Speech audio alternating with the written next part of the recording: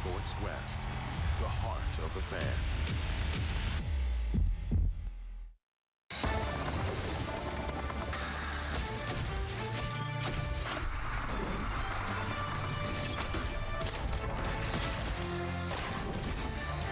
Angels baseball is coming at you. Welcome to our Angels Live pregame show presented by Lexus. Got some rainy weather in Tampa. It's probably raining at about 88 degrees. They're inside at the Trop for game 2 of 3 in St. Petersburg, Florida.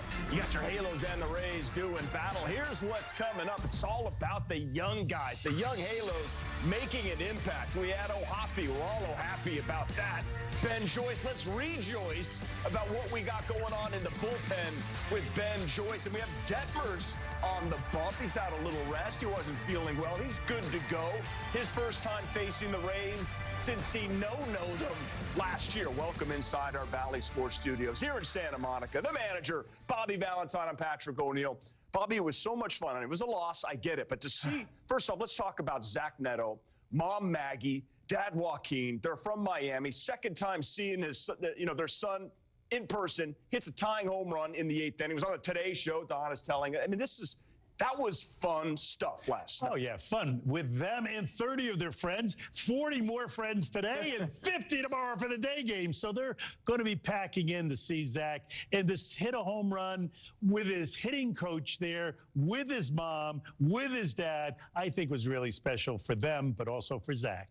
And listen, with credit to the crew, right? Our crew for picking up this moment. He blasts it. You know it's gone. You got to cut to Maggie right away, and she's just in absolute heaven. She knew it was gone before Zach did, I think. That was one of those swings that had the sound, the trajectory. No one needed to watch the ball leave. They knew that the only thing you had to worry about is it leaving a bruise on the person who would catch it in the stands. Manny Del Campo right there. A fan threw it onto the field. Manny has it, brings it right over to Maggie. And that's when the fans even start to realize, wait a second, I think that's Zach's mom. That's kind of what makes baseball really special. Moments like that, I'm sure you've seen a billion of them, but that was special. And, you know, first home run in front of your parents, first hit in the major leagues, those things last forever. And, you know, now that everyone has a phone, they truly last forever. Yeah, you have that one on the phone. I think you've had that I turned it off, though. I turned it off. Since 1982. 62. 62. All right, so for Zach, you had a chance to speak to the media or Erica West. And I guess first off, Zach, you hit it 416. Did you know it was gone? Yeah, I definitely knew it. You know, it's good to have a swing like that, you know.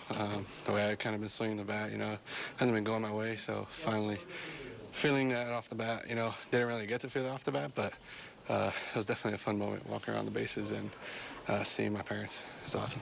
Did you know your mom got the baseball? I did not. As I was hugging everybody out there, they were like, yeah, just wait till you look on social media and stuff. And, you know, they didn't even show you running the bases. It was just your mom. And I was like, all right, well, I'll see you later. So it's a cool moment, you know. Her second time seeing me play. And for her, every inning I was trying to throw her the ball. And I never found her way. But, you know, at least that one got to her. A year ago, the guys in North Carolina at Campbell in college, and now he's in the show at shortstop. The future's looking good. I mean, look at all the first-rounders that are in the lineup. I mean, you got Nolan Shonowell, he's leading off. Then you've got Neto, you got O'Hoppy. Detmers is on the bump. Adela's in there. But for Logan O'Hoppy, we transitioned to another great young player in the Angels system right now. And I think about it, these guys would be prospects, but the Angels are aggressive. They're getting them up to the show. They're learning at the biggest level. He has 5 home runs. Logan O'Hoppy in the last 10 games, 11 on the year in 41 games. Yeah, just understand that birth certificates aren't checked at the door to play in the major leagues. You need talent. And once you get there, if you have talent, you get to stay. And if you don't have enough of talent, you go back and refine it. These young guys have the talent that it takes not only to play at the major league level, but to star at the major league level. And we're watching them grow right in front of our eyes. So 11 home runs on the season, and he missed 4 months with the labrum surgery. He's built like an absolute Greek statue, Logan O'Hoppy. I love the apostrophe, and I'm trying to get this thing to stick around. It's off the driver's license, it's off the credit cards. Me and Logan, we're in cahoots about this. We're going to work really, really hard. I'm not going to say he's going to hit 40 homers, but you got 11, in 41 games. That would be a 40-homer season. But 25 to 30, 80-plus ribbies and catching 125, 30 games seems doable. Yeah, eventually it's doable. Whether it's next year on the spot. Remember, it's not the calendar that develops a person or a baseball player. It's the maturity process. And you need the reps. And the more reps that they get, the better they get. Some of these guys just are really fast learners. Yeah. Some people are just born leaders, right? And I had a chance to speak to Logan O'Hoppe about his offseason. So much, these guys work so hard in the offseason to get ready for spring training. They show up in tremendous shape. He wants to have conversations with all these young guys in the offseason to make sure they're doing what they have to do to be ready. This guy has leadership written all over him. Yeah, I've had conversations with him about his leadership, which is a necessary requirement in my eyes for someone who puts on the equipment every day and is trying to lead a pitching staff and a team through a major league season. And the footnote that I gave him that I want him to stick with all the time is that he already has the qualities. The quality that he knows the difference between right and wrong. He has to observe and see what he recognizes as right and make sure that that's part of his team moving forward. And the things that he recognizes as being wrong, he needs to figure out how to weed them out. That's what a leader does. It's not an easy process. Well, he seems like he's going to be able to handle it without a doubt. You got 11 games left, and you got these young guys that are getting an opportunity to play here down the stretch. In your estimation, and you've been there before, how much is this going to help their progression? Yeah, it'll help their progression for sure, but it's not like the end all. It's not you take these numbers and you paste them in the book for the next 15 years. This is part of that learning process. And everything that's good, they put in their backpack as they go along. And if it's bad, they put it in their backpack as they go along so that the next time they reach those crossroads, they know how to go and do it quicker. And for Nolan Shonawell, he's got a new fancy backpack. He'll be able to put that in thanks to Moustakis. He just upgraded that. I don't want to say what it is. The initials, though, are LV. Does that give anything away? We're excited to keep this thing going, all right? And also, you got Ben Joyce. You got Jose Soriano. We got Detmers on the bump. But if you look at the back end of the bullpen, from what we saw last night, what's the future hold for the bullpen? You can't win it all without a good one. That's next on Angels Live. Did we just get hustled? There's no way they were 70. Interesting. This is Garrett Cole. This is Christopher Russo.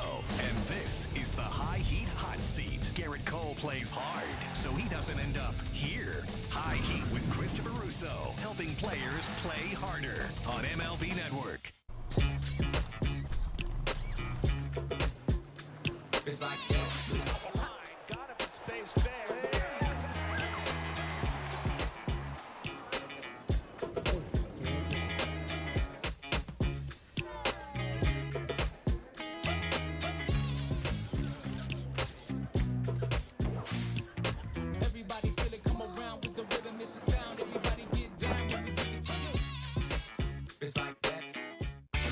Kids, join MLB Network and your favorite players for a show made just for you. Play ball.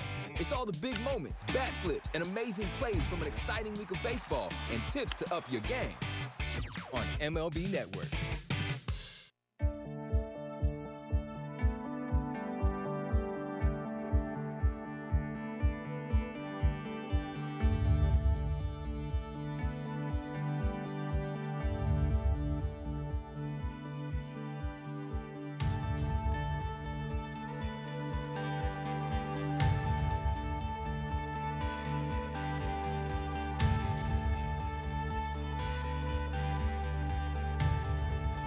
Live pregame show right here on Valley Sports and brought to you by your Southern California Lexus dealers. Experience amazing. You got a little bit of weather going on down there in St. Petersburg, Florida. Angels Rays inside Tropicana Field, where the Rays are very, very good. In fact, they have been the best team in the second half. They're trying to make a push for the AL East title. Going to be tough to catch the Orioles. That's Bobby Valentine and Patrick O'Neill. We saw Ben Joyce on the bump last night. It's hard to throw 100, 101 in this league and stay healthy throughout the season. But if you can wrinkle in that slider, you look at how the hitters react to the pitcher, right? And they were having trouble with Joyce last night. No, Patrick, you're exactly right. You know, 101, throws to both sides of the plate. And now he has a slider that's at about 88, 89 miles an hour that he's throwing for strikes. He's throwing it in hitters' counts, not pitchers' count. And I think that's all the difference in the world. You would love to have a chance at the playoffs or in the playoffs and have a guy like this. Now, look at this at-bat against Reid. 3-1 count. This is a guy who could hit the ball out of the park and who's going to gear up for the fastball. But no, it's a slider that's slower and placed perfectly. Hitter has no chance. All right, we're going to look at his entire night last night. And listen, a couple of walks. But I think what was interesting is there's nobody up in the bullpen. This is Phil Nevin and the Angels saying, go out there, Ben, work around these walks and get out of it, learn how to pitch out of it, and he did it. Yeah, they'll give him a limited amount of pitches, of course, but they'll have the trust and faith in him that when he goes out there, he can finish what he started. All right, he's a big cup of water, this guy, Ben Joyce. Man, what a stud he is. We got old Hoppy, we're talking about that. Neto, we got the young guys going on, but Ben Joyce looks like the real deal. Erica Weston would know. She's there at St. Petersburg, Florida right now, inside the Trop. What's it like chatting with Ben Joyce? Does he carry the same confidence just in personal conversation as he does on the bump? Well, I can tell you the confidence has certainly grown since when we saw him earlier this year back in the spring when he made his debut in Chicago. He's certainly a confident guy, but, you know, we have to pay attention to the young guys that are out in the bullpen and the pitching staff as well. Phil Nevin has to often remind me about this, right, because we're talking so much about the young position players, the core, the Logan O'Hoppys, the Zach Netos, the Mickey Moniaks when he's healthy, and rightfully so, but you can't forget about the guys that are down there in the bullpen, specifically the two in the back end and two that we saw last night, Jose Soriano and Ben Joyce. And this has certainly been a trying season for Joyce. He had the ulnar neuritis, which was a little bit of a scare. You know, he's already had Tommy John surgery back in 2020, spent a lot of time rehabbing that in Arizona, refining that routine, making sure that when he does come in from the bullpen that the body feels good, ready to go, and he's not going to have any more of those elbow issues, or at least the feelings that he was dealing with when he went on the IL earlier this year. So all the things you guys were talking about, that new addition of the slider, at least the more usage of the slider, staying in last night when he was getting out of that jam with a couple of base runners on. We caught up with Ben Joyce about all of those things and more earlier today. Here's what he had to say. And I'm just grateful to be back. It was a long road. It's never fun to be taken away from the game that you love to play and have to watch from the sideline. So it's just been awesome to be back and be with the guys and try to build some momentum going into the off season and then into next year. So, I mean, I think the slider's been coming along well. I mean, everything feels like it's a lot more under control, and I think that's been helping me throw more strikes. And overall, I'm pretty happy with it, and I have stuff to work on, but I'm excited to be back and build some momentum into the offseason. Yeah, I wanted to ask you about the slider. We know you got the velo there, but getting that other pitch there, you've been able to land it pretty effectively. How much of that was something that you worked on while you're out in Arizona? Yeah, that was a big part of it. I started implementing it more just into catch play, just to gain feel for that pitch, and I think that helped a lot. I feel like I go up there now and that's a pitch that I can get the feel back pretty easily, and if my fastball's not there right away in the beginning of an outing, I can throw some sliders, and it almost helps me get the feel for the fastball as well. So it's been good to add to the repertoire, or at least up the usage of it, and I think that was something that came from throwing it more in catch play just during the rehab process. Did it give you some confidence knowing that you had some runners on, nobody was warming in the bullpen last night, you're able to get out of the jam? Yeah, for sure. I mean, that gives me confidence that they trust me to get out of that situation, and they're letting me work through that, because I mean, that's something that's going to help in the long run, just being able to grind through situations that obviously aren't ideal. Like, obviously you want to have a clean inning every time, but it's not going to be that way every time, so it's good to grind through those outings. And especially a day like yesterday when my fastball command wasn't exactly where I want it to be, knowing that I have that second pitch, even with runners on base, just being able to grind through that with that second pitch was really good. Last one for you. How cool is it to have your twin, Zach, in the Angels system? And I know the two of you got to spend some time together with Inland Empire. Yeah, that was awesome. It's really cool to see him following his dream because he obviously had to step away for a little bit for multiple reasons, and I know he's happy now being able to play baseball, and I just want nothing but the best for him. It's awesome to see him succeed and get out into pro ball and experience that, and he threw great. So it was awesome. It was really fulfilling to see him get to go out there and compete on the pro ball stage. So it was awesome. Very cool moment for the Joyce family, the two of them getting to spend some time together. By the way, the two of them did celebrate their birthdays last week. Ben wanted to remind me he is, in fact, 4 minutes older than his twin brother, Zach. And also, guys, it's pretty cool when he is out there in battery mates with Logan O'Hoppe, two sets of twins as battery mates. Logan O'Hoppe, we know, is a twin as well. So the future is very bright for the Halos, and last night was a perfect example of that with those four guys showing out the way that they did. That is pretty cool. I absolutely forgot about Logan there. All right, Erica, thanks very much. Have a great game. We'll catch up with you later. See you guys. See you later. Erica Weston getting it done. Real quick, Bobby V, you were listening to that interview, and I could hear you a little bit going, ooh, good. You liked what Ben Joyce was saying. Yeah, well, I like his perspective on what he's doing and how he's doing it. And, you know, the cool thing, he's throwing 100 miles an hour, this hard leather object, and he's talking about feel, that he needs the feel of the slider to get back to the feel of the fastball. That's cool. That is very cool. Hard leather object. That's the baseball. I got it. Jose Soriano, let me ask you about this guy. 2 Tommy John surgeries, but Jose Soriano is another young pitcher in the back end of that bullpen. For him to be really, really good, what little adjustments do you think? I think we saw it last night. What do you want to see? Well, the arm's there. I think he needs the reps. Understand that Perry Manassian got Carlos Estevez from free agency, and he was pitching in this role, the same role that Soriano's pitching in this year for the Angels. Carlos was pitching for the Rockies last year. Plucked him. Carlos has the best save percentage in all of baseball, and this guy has just as good a stuff and is pitching in the same role that Carlos was in last year. So there you see Jose Soriano coming in last night, and these are the type of games, Bobby, that you want these guys to be in. Listen, Tampa's in a race to try to win the division. It's a one-run game. These are late end. It's a high-leverage type of stuff, and I think this is just going to really pay huge dividends for these guys to know that they can get out of situations like that in big moments. Yeah, without a doubt. You know, confidence comes from experience and successful experience, and they're having successful experience now. Okay, so listen, we'll take a break. We got Reid Detmers on the bump. Hasn't pitched since September 11th.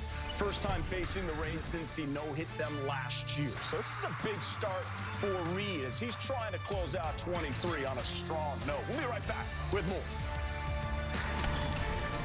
This is Mookie Betts. This is Christopher Russo. And this is the High Heat Hot Seat. Mookie Betts plays hard, so he doesn't end up here. High Heat with Christopher Russo, helping players play harder on MLB Network. MLB Big Inning brings you the biggest plays of the night, live as they happen. Don't miss the ultimate baseball highlight reel. It's nonstop action on MLB Big Inning, every night on MLB.tv. Wake up to baseball's biggest stories. Robert Flores wearing tweed. Wake up to big-name guests. Very special guest hanging out on the crushed red velvet. This show is tough to get ready for. And wake up to a whole lot of fun. Wearing a robe holding a wooden phone. MLB Central. It's absolutely hilarious. The show baseball fans and baseball players wake up to. The show's starting to pick up. I love the energy. I love the unexpected performances. Weekday mornings on MLB Network. We'll have a little fun and we'll laugh.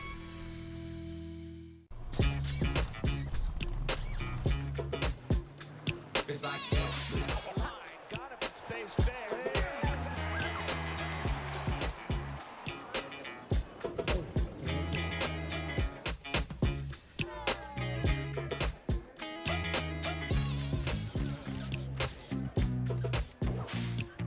Everybody feel it, come around with the rhythm, it's a sound. Everybody get down when we bring it to you.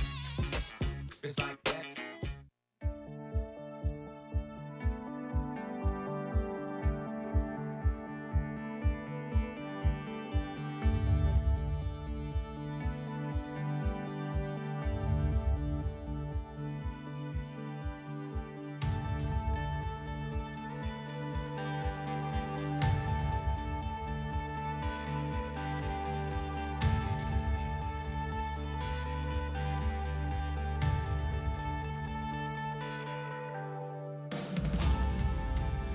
Studios, Brooke Fletcher. That's Russell Dorsey. Russ, let's talk NL MVP race here. Who's having a better season, Mookie Betts or Ronald Acuna Jr.? It's hard to say. Mookie's having a great all-around season. You look at Ronald Acuna Jr. has not slumped at all. He's the best player on the best team. He's going to become the next player to have a 40-40 season. May have a 40-70 season. It's been unreal.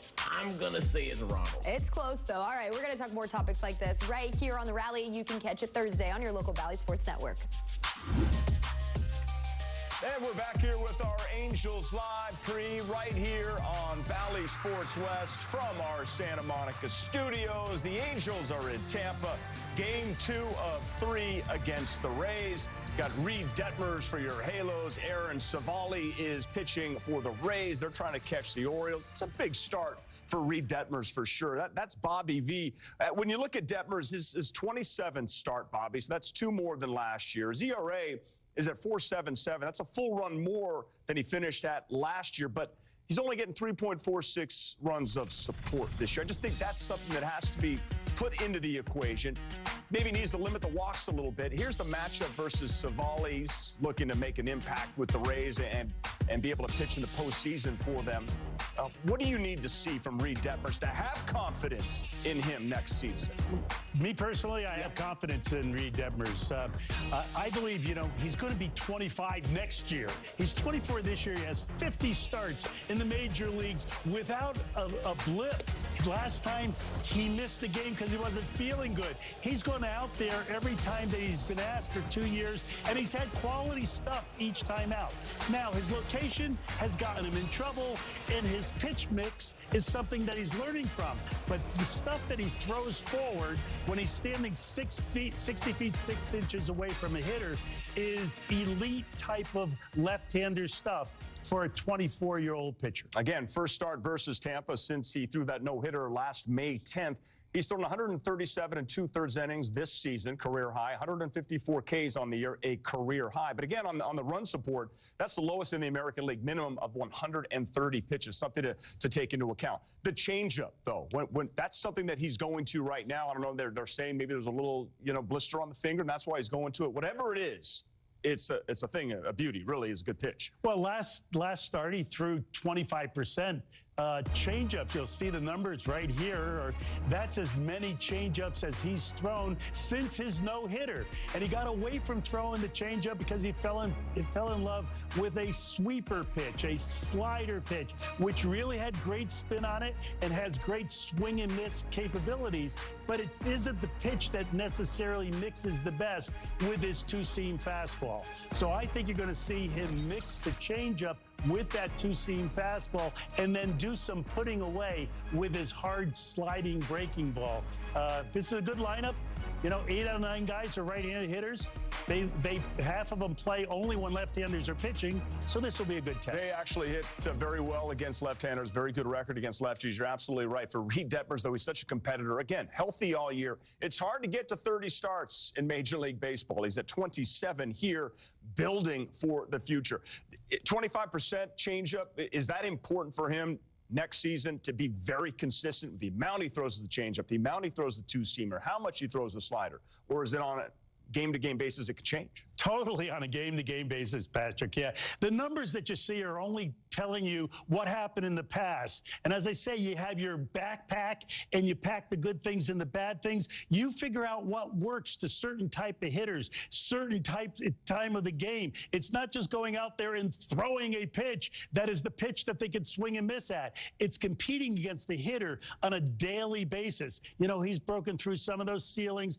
Can't pitch through 3 times through the lineup. He's broken through that. He's struck out people. He has pitched with the injury. These are all checking the boxes that young guys have to do, and I think he's done it in pretty good fashion. Oh, that's great to hear. That's great to hear. We saw Sandoval go 5, got better as the game went on. What will we get from Reid Detmers tonight in Tampa against a very good Rays team? We'll show you that Angels lineup against Civale and the Rays when we come back. It's a stormy day in St. Petersburg.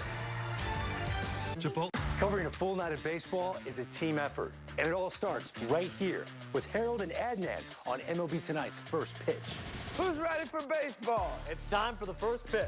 We're about 25 minutes from game time. I'm so excited. Our quick hitters right out of the gates. During the games, we take you to the games where you might see a lot.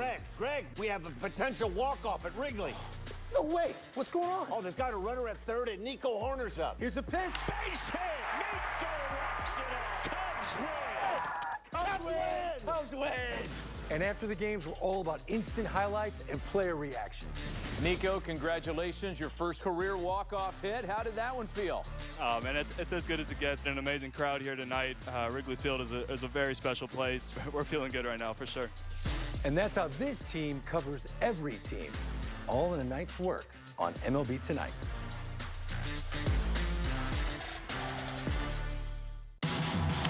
MLB Big Inning brings you the biggest plays of the night, live as they happen.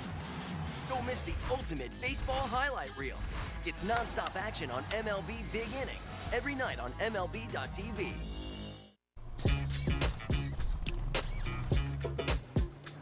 It's like that. Got him. It stays fair.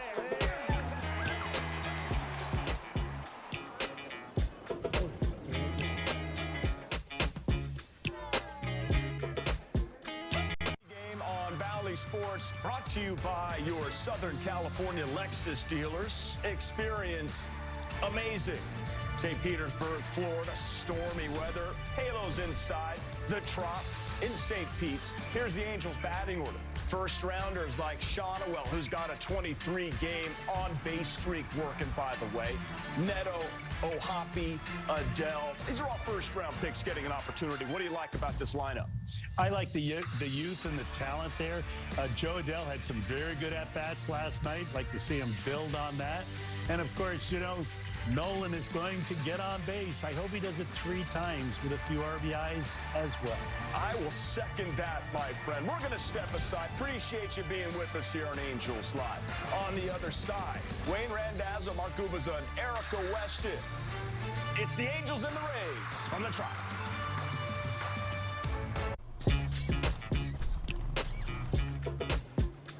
It's like that.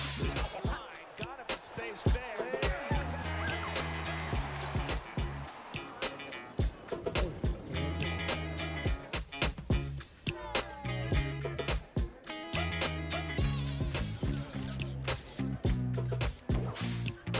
Everybody feel it, come around with the rhythm, it's a sound. Everybody get down when we bring it to you.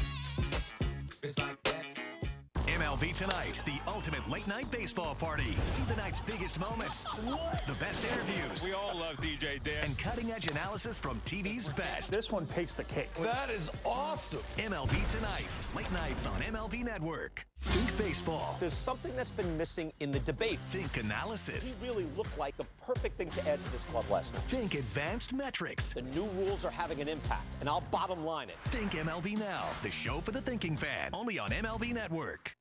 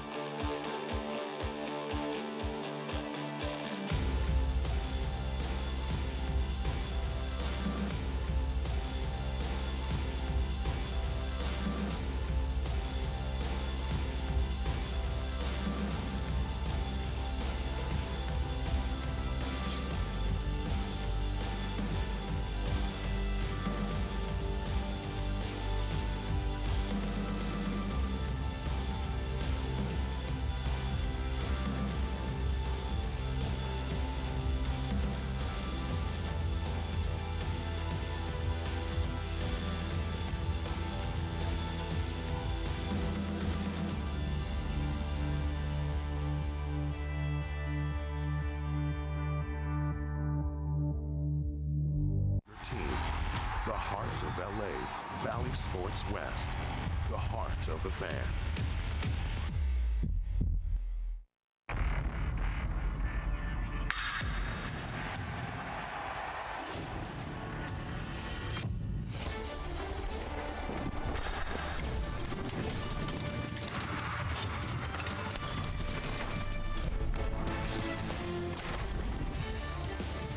It's a little stormy around St. Petersburg, Florida today, but don't worry, we're inside a dome. Tropicana Field for Game 2 of a 3-game series between the Los Angeles Angels and the Tampa Bay Rays.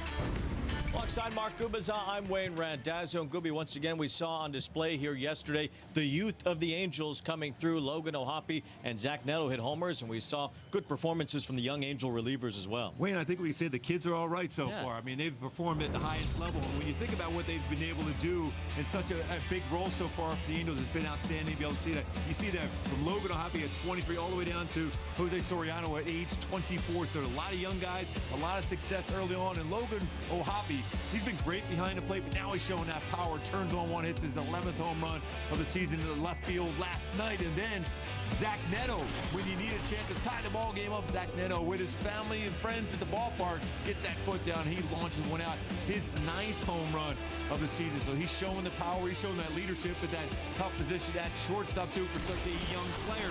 Then you got Ben Joyce back in there. His fastball, we know, 101 miles an hour, but I'll tell you what, his slider was a difference maker in there, and the depth he had in the vertical break on there for 2 strikeouts for Ben Joyce. And Jose Soriano, I'll tell you what, that curveball slider combination and his 97+ mile-an-hour fastball, Wayne, has been outstanding with 2 punch-outs in an inning pitch yesterday also. Yeah, Soriano looking good. So did Ben Joyce, not to mention Nolan Shonowell extending his on-base streak yesterday to 23 games. He can tie Rocco Baldelli moving up that list today, the former Tampa Bay Rays center fielder. And this is a big game for the Rays because if they win, they'll be just a game and a half out of first in the American League East. Bobby Valentine knows a thing or two about pennant race baseball. He'll be on with Patrick O'Neill in just a moment.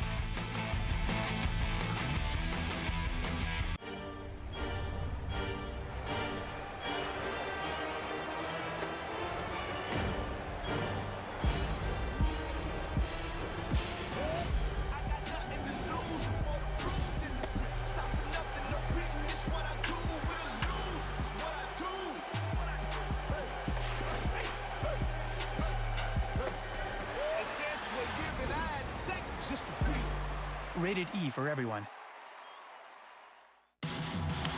MLB Big Inning brings you the biggest plays of the night, live as they happen. Don't miss the ultimate baseball highlight reel. It's nonstop action on MLB Big Inning, every night on MLB.tv. I'ma do work, that's on me. I'm a young boy, but I keep it OG. No, you can't shine me, stay low key. That's on me, on me, on me. I'ma do work, that's on me. I'm a young boy, but I keep it OG. No, you can't shine me, stay low key. That's on me, on me, on me. Don't want that stuff, but that's on me. Build the house, I got the keys to say you can't shine me, stay low key. That's on me, on me. Watch games and coverage all day, every day, your way on MLB Network.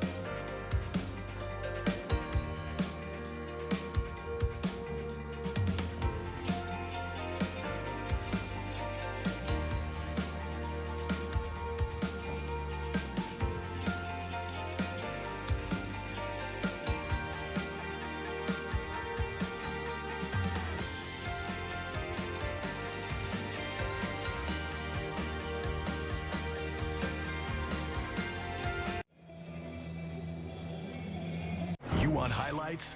Quick Pitch has you covered, packing all today's biggest plays into one lightning-fast hour. What a play! We live today, preview tomorrow on Quick Pitch. Late nights and early mornings, only on MLB Network. Hey kids, join MLB Network and your favorite players for a show made just for you. Play ball. It's all the big moments, bat flips, and amazing plays from an exciting week of baseball and tips to up your game on MLB Network. MLB Tonight, the ultimate late-night baseball party. Oh, man. With live look-ins to the night's biggest moments. How hot was that? That's money. What? The best interviews. I've never asked a player, do you need a blanket? It is kind of cold out there. And cutting-edge analysis from TV's best former players fresh off the field. Get your hands up. There's nothing quite like MLB Tonight. This is going to be a big deal tonight. This one takes the cake. That is awesome. MLB Tonight, late nights on MLB Network.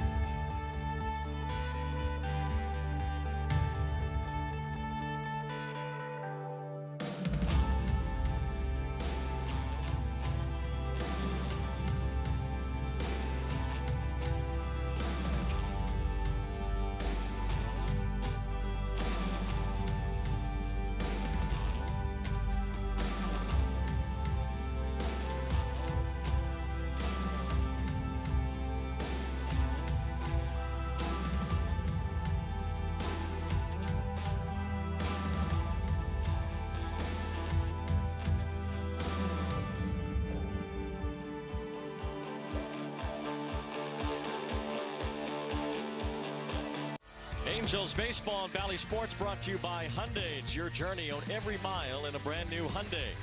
By the OC Healthcare Agency, build your healthiest self at angels.ocnavigator.org. And by your local Southern California Cadillac dealers. There's Zach Neto signing some autographs for Angels fans here at Tropicana Field before the game tonight. Game 2 of this series. The Angels lineup brought to you by Theodore Robbins Ford. Nolan Shonowell, if he gets on base, well, he'll match a Tampa Bay great Rocco Baldelli for one of the longest on-base streaks to begin a major league career since 1961. Zach Neto, his fellow Floridian, who homered in the ball game last night. Logan O'Hoppe went deep yesterday, as we saw the return of Joe Adell as well. Adell playing left field, and Aaron Civale, who came from Cleveland midway through the season on the mound for Tampa Bay. And Civale fastball, not overpowering, 91-94. Cutter, curveball, slider, changeup. My go-to to be successful against him here today is going to be quick with the barrel to that cutter. He has a quick, hard cutter. You'll be in position to square them. And don't miss a mistake. Curveball. He's allowed 5 home runs versus curveball. Pretty good batting average against Civale, but when he hangs it, you better crush it. Facing Nolan Shonowell to start the ball game. First pitch is fouled away. That fastball was in the zone from Civale, who has had a tough time since coming from Cleveland. We talk a lot about the Rays making pitchers better. Well, Civale has been worse as a member of the Tampa Bay Rays. Although he's had way more strikeouts. He had a career high 12 strikeouts in a recent start against the Red Sox. And when you think about him, he's not a real big strikeout guy. He's more of a guy that's going to keep the ball on the ground. High towards center, and the streak continues right away. Nolan Shonowell has a leadoff single. He has matched Rocco Baldelli with a 24-game on-base streak to begin his major league career.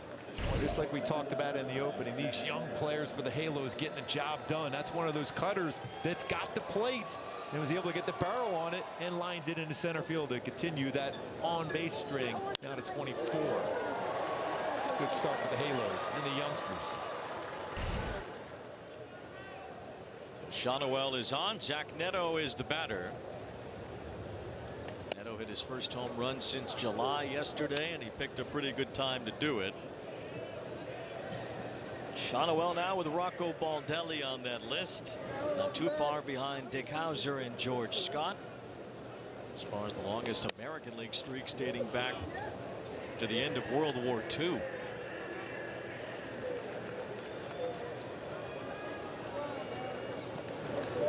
Two balls, no strikes on Neto with Shonowell aboard here in the first. Just underway at Tropicana Field.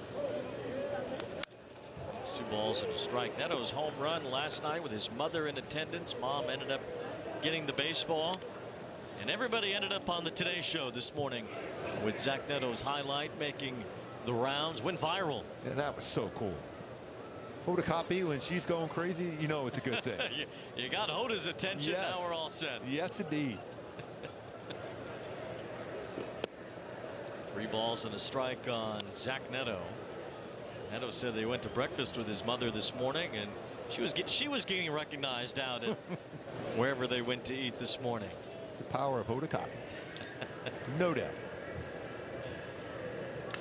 Line toward left and a base hit for Neto. Shonowell's slipping as he rounds second base, has to go back. Back-to-back singles to start the game, and the Angels have first and second, nobody out. And as you can see by the pants and the jersey, Nolan Shonowell, that's another one of those cutters that stay up enough where lining the base hit in the left field. Yes, once again. Hoda, where are you? As he going around, because you know you always water that infield down early on, and you can see the uniform for Shonowell. Hopefully he's okay, but he slipped around there trying to stop. Hey, you might as well get the uniform dirty early. Certainly accomplished that. So Shonowell at second base with the dirt being wet. Now it's a muddy uniform. Yes. The Angels have their first 2 on, and now Civale in trouble early as he faces Brandon Drury. And therefore a strike to Drury. 21 homers, 70 knocked in, and Drury's had a lot of clutch hits along the way for the Angels, trying to give them the early lead against Civale. He's only averaged about 5 innings per start this year.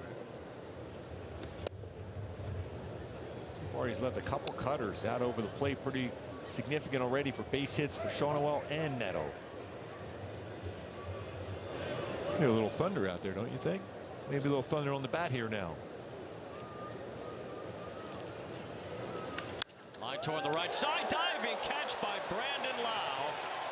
And would have at least loaded the bases, might even have scored a run. Boy, showing some really good range. That ball was hit so hard and well by Brandon Drury. He's told me a number of times, he goes, at what point are some of these baseballs I hit hard going to get through and not be in someone's glove? Good swing though for Drury. Well, not at this point, evidently. No, he's frustrated walking back to the dugout. Everyone's going to say good swing. He's going to look, no thank you. I'll take a flare into the outfield. Here's a drive toward right by Walsh, but it hangs up, and coming in Ramirez, a late start, it falls in, it kicks away. Shonowell heads for the plate, he scores. Neto ends up at third, and the Angels have a 1-0 lead as Jared Walsh flares one in. That's beauty of baseball. You have a rocket diving catch by Lau with second base, and it'll flare into the outfield. Ramirez unable to get to that baseball, hits off his glove and kicks away. Good read by Hasselman at third base to be able to read that and send Shonowell all the way home on that one too. He sees it getting away. He's waving him on home that first run of the game. Neto able to get all the way over to third base. As soon as that ball kicked away from Ramirez, Shonowell was able to score, so a run on 3 hits, and the 1 out came on a rocket off the bat of Drury. As the Angels have the early lead on the Rays. And the defense, and I hate to say it, I highlighted Brandon Lau on that one too, but he's .979 fielding, 50 double plays, 8 errors at second base. What an outstanding play that was on that line drive. You got Walls, Mead, Paredes at first. So Ramirez in the outfield, and a Rosarena out in the outfield as well. Now a ball off the glove of Mead, handled by Walls, who gets it to second for the force out. Walls barehanded the deflection and got the out on Walsh at second base, so Hoppy scores, or rather Neto scores, so Hoppy gets the RBI, and it's 2-0. I mean, if you were thinking for a second that could end up being a double play ball if he looked quickly on that one too. The ball was hit hard again. What a reaction by Walls at shortstop. That's an outstanding play. So 2 great plays in the infield already for the Rays, but the Angels with a 2-0 lead here in the first. Something we haven't seen in a long time, where the Angels scoring early in games. That ball 5-6-4 for the out at second base. Had Mead fielded cleanly, it probably is a double play to win the inning. Yeah, because that was 102.1 miles per hour off the bat, so hit that hard, you're going to probably get a double play. Well, that's why he didn't catch it. The hot corner. But what a reaction by Walls to get a force out at second. Otherwise, you're talking about a huge inning potentially. 2 runs, 3 hits. Still could be a huge inning if Joe Adell launches one. 1 ball, 2 strikes on the very powerful Joe Adell back at the big league level after missing about 2.5 months because of his oblique injury, a former first-round pick.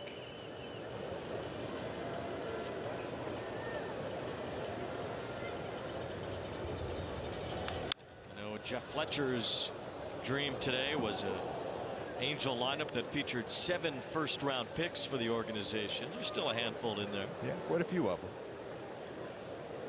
Joe Adell is one of them. Shonowell, Neto, Detmers.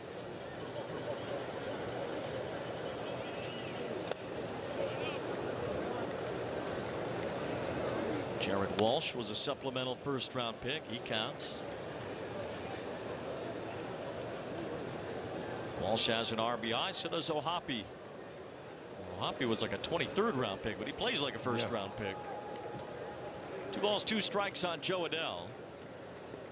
Now 3-2. Civale was ahead of him. No balls, 2 strikes. Yeah, that's a good take there for Adell. You know, see him chasing that pitch out of the strike zone, recognize and read that breaking ball out of the zone.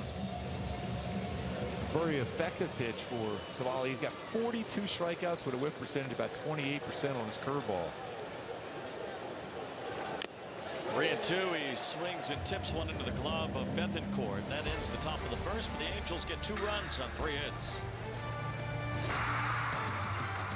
Create amazing work with Fiverr. All you need is your team and a talented freelancer who will lend a hand and seamlessly join your team from just about anywhere. Expand your team with a Fiverr freelancer. With the Game Time app, I paid 60% less than this guy. What? And it's not just sports tickets. It's also concerts. Performances, too. Oh, come on! Download Game Time. Last minute tickets, lowest price, guaranteed. Welcome to the Aura Sleep Lab. You need a bit more deep sleep. Getting enough high-quality sleep increases immunity. Why? Because sleep helps fend off sickness. A good night's sleep boosts your number of infection-fighting antibodies and cells. And with your Aura Ring, you can learn how to sleep deep and keep your immunity up. It's like having a sleep lab on your finger. Go to sleep with auraring.com. If we weren't proud of the craftsmanship and level of detail that go into every pair of Warby Parker glasses, well, we probably wouldn't show you how they're made, including this part, which is our favorite. Wow. And this is also great. Each pair comes standard with lenses that are scratch-resistant, anti-reflective, and UV protective. Try 5 pairs for free at warbyparker.com. This is the Rays in his major league career. Went pretty good the first time, I'd say. Yeah, I think it was unhittable that first game and only game against the Rays. My go-to is Reid Detmers have another solid game against this Rays lineup. They continue to use the changeup more. That was very effective in that no-hitter against the Rays. Very good last time out. And don't overthrow the slider. That means keeping that range of about 87 to 89 miles an hour. Better downward breaks with slider when he stays on top. 72 punch-outs with his slider this season. Yandy Diaz leads off for the Tampa Bay Rays against Reid Detmers.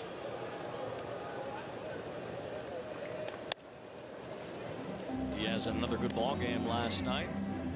Picked up 3 more hits, his 18th 3-hit game this season.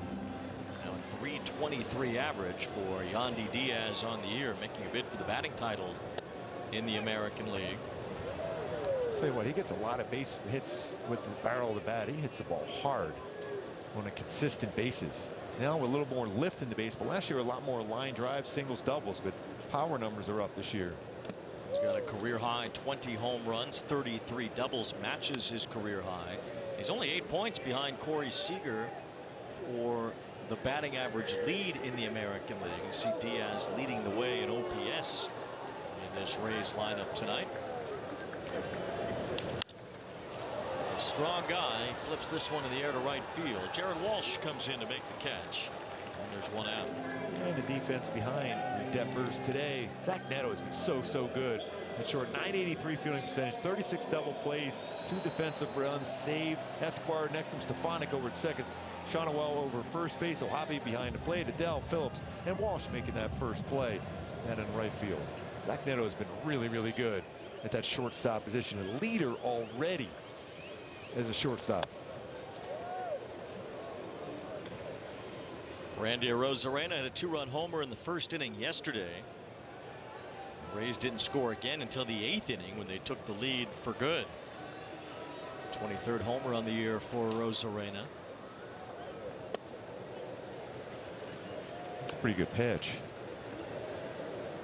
Again, it's not where that baseball ends up, it's where it's crossing the front of the plate. Good slow curveball from Detmers. Arozarena taking all the way there as Detmers punches in a strike. 95-mile-an-hour fastball. We did that when they were at home against the Angels. Every once in a while, because he's usually aggressive on the first pitch, but he'll take pitch, especially in a 2-0 count where you think you want to be even more aggressive. 3 balls and a strike. Arozarena has a lot of speed. The Rays actually have a chance to lead the American League in both home runs and stolen bases as a team. Something that has not been done since Cleveland in 1995 and hadn't been done before that since the Yankees in the 1930s. Came out of his shoes on that 3-1 pitch, and it's 3-2. And this is a little bit late on that one too, because the pitch before was his changeup for Detmers, so there was a separation in the speeds. Runs that one about letter high. It's it by him. 3 balls and 2 strikes. Or the swagger of the Tampa Bay Rays, Randy Arozarena.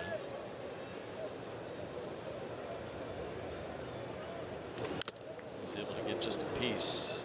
He's been fouled off the mask of Mark Wegner as Ohapi checked on him real quick.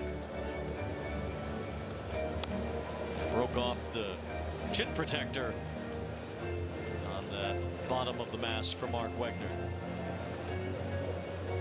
Do a little maintenance. Bruce Dreckman, the second base umpire, comes running in to see if he can be of any assistance.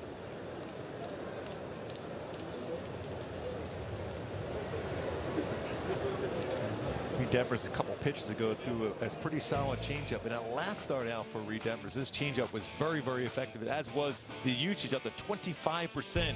2 strike usage 30%, whiff at almost 28%, 4 strikeouts. Remember, coming into that game, he had no strikeouts with his changeup and 10 outs recorded with his changeup, just like it was when he threw the no-hitter against the Rays. That changeup was huge for him. Arozarena out in front there, and it's still 3 balls, 2 strikes. Another good changeup there. From 95 to 86. His last 2 starts have been pretty good. Detmers wins 6 2/3 against Baltimore, allowed 2 runs. Gave up 3 in 7 innings against the Mariners his last time out. Swing and a miss. There's another good one. Out in front of it was Arozarena as Detmers strikes him out with the change. I really like the fact he's using that more and more. Even go back to that no-hitter. He had 9 outs recorded on his changeup. Here's 1 out already and a whiff on a changeup for Reid Detmers. Good arm action with it. And just drops away from that barrel of the bat in the swing path for Arozarena. Back to that whiff percentage of 33%, 1 strikeout, but 9 outs recorded. He was a ground ball machine in that no-hitter. First pitch curveball lands to Harold Ramirez. You see the plus stuff for Detmers: the fastball, the slider, the curve, and the reliance lately on his changeup has garnered some great results. And you're seeing some late swings on fastballs. Makes his fastball better. I think the same thing with his slider, even his curveball, because he's not overthrowing it, because that changeup is a field pitch. Now he's got a better feel for his secondary pitches, his slider and curve. Ramirez late on the fastball again, but able to foul it off. A guy who historically has been tough to strike out in his major league career. That's when you may think about that slider down and in, or even the changeup going down and get some soft contact on the ground, because he's a tough guy to strike out. And 0-2. Ramirez lays off that. It's 1 ball, 2 strikes. Ramirez playing in right field today. He's from Colombia. He had been with the Marlins in the past. One time Miami had 3 Colombian-born players on their roster. It was the first time that had ever happened in Major League history. Another good changeup. Shonowell trying to track it in foul ground, and he can't make the play. It's a foul ball. Even though that baseball in fair territory was a foul ball, but that was a real good changeup again. Shonowell went a long way for it, and that ball curved back toward fair territory. Shonowell was a little bit out of position to make that catch. And where Stefanik was set up, he was towards the second base bag, so he's not going to be anywhere close to that baseball. Same thing with Walsh out in right field. He's playing deep enough. It's going to be all Shonowell, and he had to go back a long way to try to get to that baseball.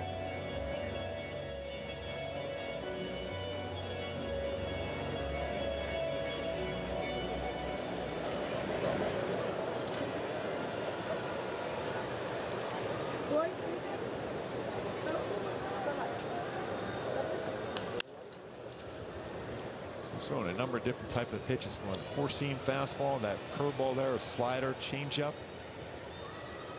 You have a hitter up there that you know it's not going to strike out Wayne. I think you're better off just thinking, I'm just taking a sting off the bat. No, he's going to put it in play. Let's make a good pitch down. Another pop up to the right side. We'll see if this one stays in play. Shonowell is over, and this time he makes the catch. 1-2-3 inning for Reid Detmers in the first.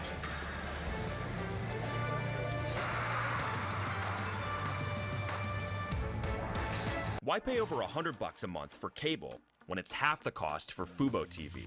Get all the channels you want on the only live TV streaming service rated #1 in customer satisfaction by J.D. Power.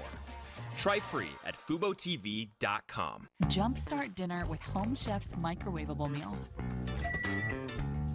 It's time to get dinner ready faster. With Home Chef's fast and fresh meals, there's no prep and no mess.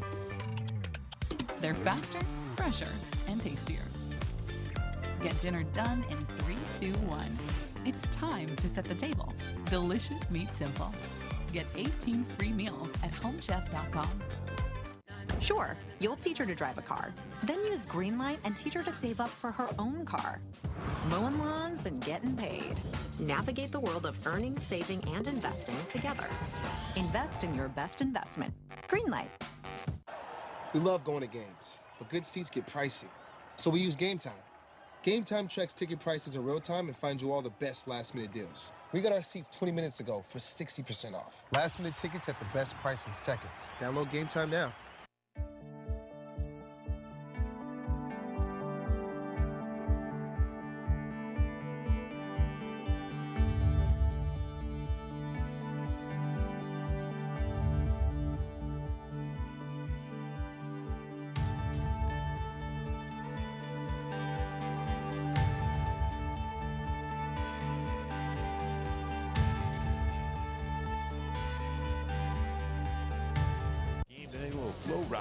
Get that cutter, right out and over the plate and round those bases. So far, so good. And that approach on the cutter here tonight against Civale.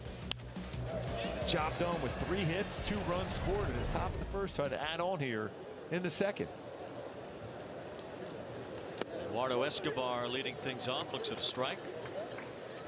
Escobar has become a frequent guest on Gooby Tuesday. Really good. His smile alone. Also was on Angels Weekly with Eric West tonight. He did a great job on that one. Always bringing that positive energy. He loves the microphone and the camera.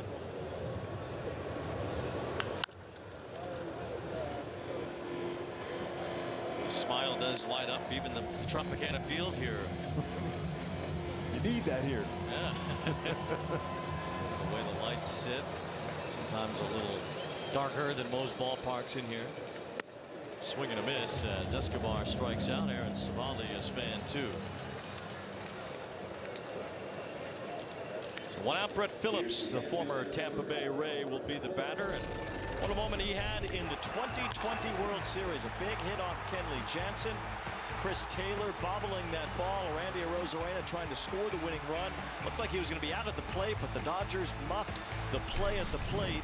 And Arozarena tumbled and stumbled and dove home to beat the Dodgers in that game for the World Series. And Brett Phillips ran and ran and ran and ran and ran all around the outfield. Dodgers would go on to win that World Series, but at that moment Tampa Bay had life, trying to win a World Series for the first time in franchise history. And there's Brett Phillips flying around Globe Life Field, and Kevin Kiermaier took a spill there trying to chase him. Yeah, you can't stop Brett Phillips. You're going to try to contain him. That's how you know you're fast, when Kiermaier's trying to chase you and you make him fall down.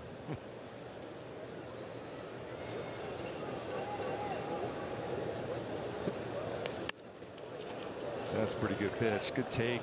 Just maybe about a half a baseball off the corner.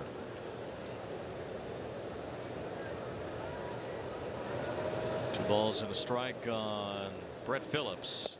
Swings through that. It's 2-2.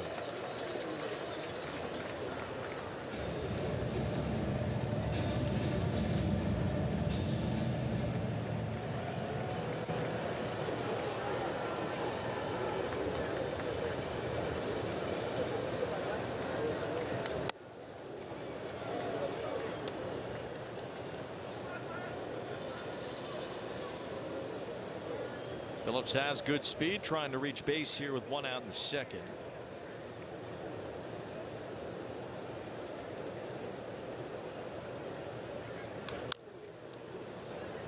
No, that off that back foot.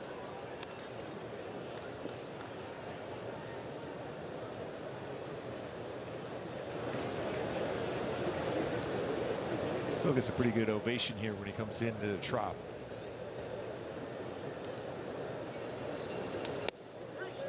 That's called third strike at the top of the zone. Phillips tried to sell it as if it should have been ball four, but Mark Wegner punches him out. I think it got the top of the zone, a cutter. Think about percentage of pitches. Civale throws his cutter more than any pitch he throws. That's 3 strikeouts in a row now for Civale. His strikeout rate has gone way up since moving over to Tampa Bay from Cleveland.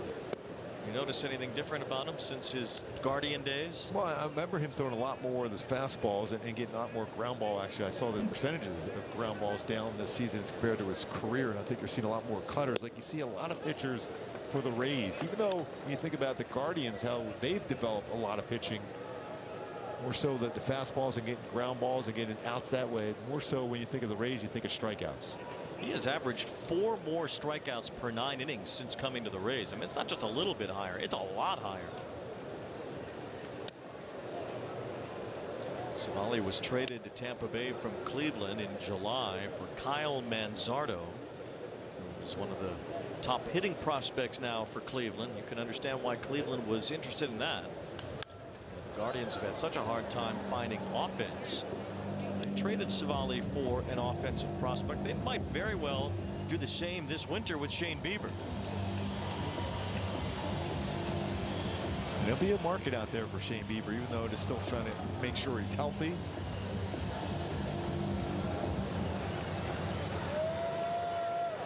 Civale's still under team control for a few more years. So a guy that could turn into a pretty good pitcher for the Rays. He's looking to surpass his career high in innings pitched. Made it to 124 innings for Cleveland a couple of years ago. Michael Stefanik hits one hard and has a base hit. Good job of bringing that little sinker upstairs.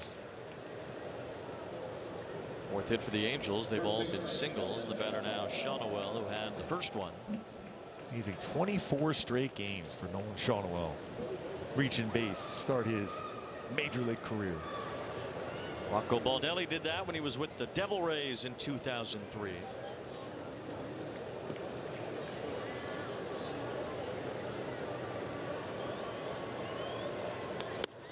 Swing and a miss by Shawnoel.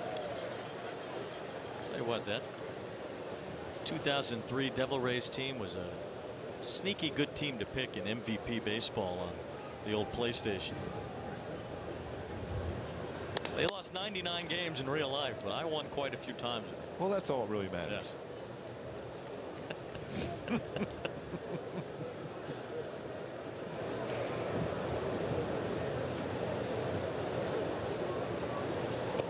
Got the foot. It's another time on base for Shonowell. Keeps that on base percentage pointing north. Coming in the game at 406. On base twice today already. And you know the Rays looked up at that scoreboard and they saw the Orioles lost today. Time for the Angels to just press the issue against a team that desperately wants to win the division. Yeah, Houston stole one late against Baltimore today. You know, the Rays are the only team that could keep the Orioles from having home field advantage throughout the American League. Baltimore has already clinched a better record than Minnesota.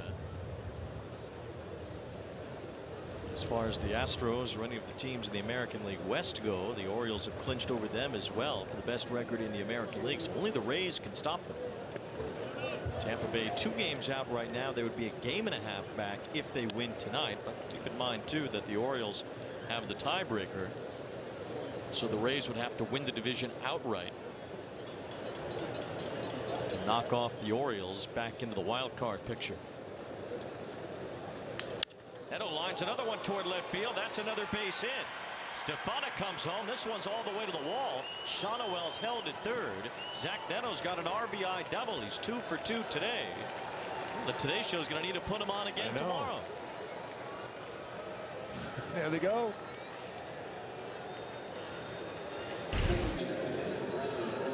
Well, he needs that to go out and hit for the cycle here today. He'll get back on there tomorrow. Halfway there with a single and a double. It's only the second inning. Comes Kyle Snyder, the pitching coach for the Rays. As Aaron Civale is having a tough time. He's allowed 3 runs on 5 hits.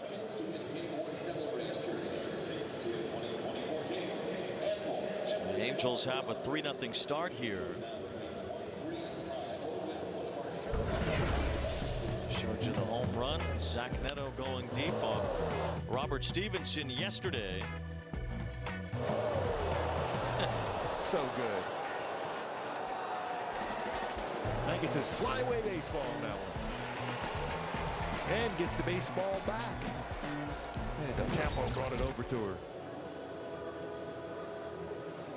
Neto has made an excellent impression on the ball club this year, and family making the drive over from the Miami area to be involved in this series as Neto plays in the majors in the state of Florida for the first time. So we just got a reference. Is it Mr. 305 now? Mr. 305, okay. Yeah. Home run last night. Now a single, a double, an RBI, and a run scored already today. Here's Drury. So when you're out of college about 10 seconds ago, you still have to call him Mr. then, huh? Well, yeah, I think that's how it works. It's a proper New York Times style at least. Yes. Base hit here could make it a 5-0 lead early. Aaron Civale knocked around here. 2 balls, no strikes on Brandon Drury. He struck out the first 2 hitters in the inning, did Civale. Punched out Escobar and Phillips, and then Stefanik had a 2-out hit. Shonowell was hit by a pitch, and Neto doubling in Stefanik. Really the hardest hit baseball last inning was a line drive. Brandon Drury was caught by Brandon Lau at second base on the dive. So looking for maybe a little flare into the outfield, anywhere to get a base hit here. 3 balls, no strikes now on Drury. Kind of expecting a green light here. It's a real good idea of the strike zone himself. Jared Walsh waiting on deck. An RBI single. His first at bat. High fly ball deep to left to the corner. If it's fair, it is long gone. That ball is gone. A home run. 3-run homer. No one could catch that. And the Angels have a 6-0 lead at the Trop. Now that'll make any manager happy with a 3-0 swing there. 107 miles per hour exit velocity. And a 42-degree launch. That means nobody's going to catch a line drive. That baseball is going to be hit high in the air, and it was. That kind of launch angle, 42-degree launch angle. Rossi, Kabuto time for Brandon Drury, his 22nd, and that exit velocity means that baseball is going a long way.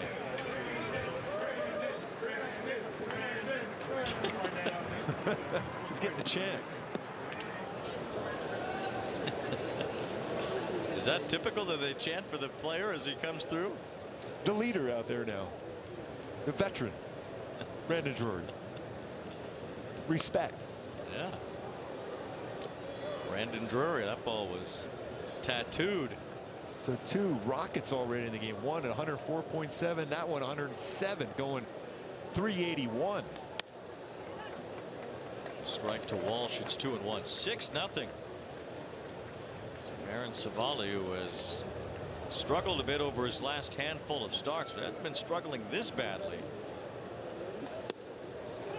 As Walsh looks at another strike. Last time Civale gave up 6 runs in a game was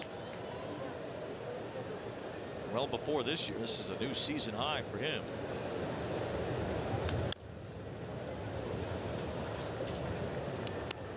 It's the kind of aggressive swing you want to see here, especially in this spot. Right down the heart of the plate. That's another cutter that was flat. Catches it out of front. That launch angle allowed that baseball to travel deep and high in the air. It's the first time Civale's given up a home run with a man on base all season.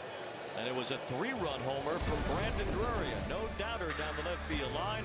Drury wears the Kabuto after putting the Angels up by 6. Covering a full night of baseball is a team effort, and it all starts right here with Harold and Adnan on MLB Tonight's First Pitch. Who's ready for baseball? It's time for the first pitch. We're about 25 minutes from game time. I'm so excited. Our quick hitters right out of the gate. During the games, we take you to the games where you might see a lot. Greg, we have a potential walk-off at Wrigley. No way. What's going on? Oh, they've got a runner at third and Nico Horner's up. Here's a pitch. Base hit. Nico rocks it up. Cubs win. Cubs win. And after the games, we're all about instant highlights and player reactions. Nico, congratulations. Your first career walk-off hit. How did that one feel? Oh, man, it's as good as it gets. And an amazing crowd here tonight. Wrigley Field is a very special place. We're feeling good right now, for sure. And that's how this team covers every team. All in a night's work on MLB Tonight.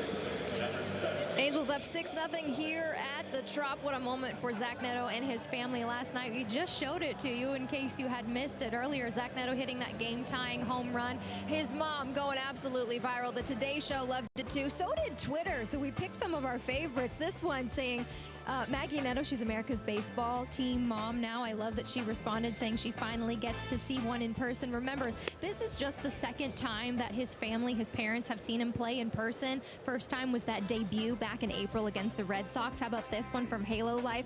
Maggie Neto going all prices right down the aisle to celebrate Zach's home run. Remember, Neto said this is a childhood dream growing up in Miami, having his family so close, being able to watch him last night. He also said she was saying sorry to him for his reaction at breakfast this morning, to which he said, no apology necessary. We couldn't agree more. Keep the fun coming. Maggie Neto. Isak Paredes at the plate to lead off the bottom of the second. Well, the Neto family has made good with their road trip coming from Miami, and Zach Neto certainly made them proud with the way that he's played in this series so far. Oh, definitely. Single and a double already in this game. big home run last night. Big fan of Hoda. Yeah, we can't ask any more than that. No, we can't. The Angels' first road trip next year will feature a series in Miami. The Angels will start next season at Camden Yards, and then they play the Marlins in Miami. So Zach Neto will get to be in his hometown. I'm sure the Neto family will be right back to Lone Depot Park for that series. Paredes with a fly ball to left field. Dell started back, now camps under it, makes the catch. 4 in a row, set down by Detmers. Good slow curveball, had him out in front. We're seeing an assortment of different pitches already for Reid Detmers. Remember early in the season, just a lot of fastballs, a lot of sliders. Now you're seeing this changeup, this curveball, sliders, fastballs. One out, the batter Curtis Mead playing third base.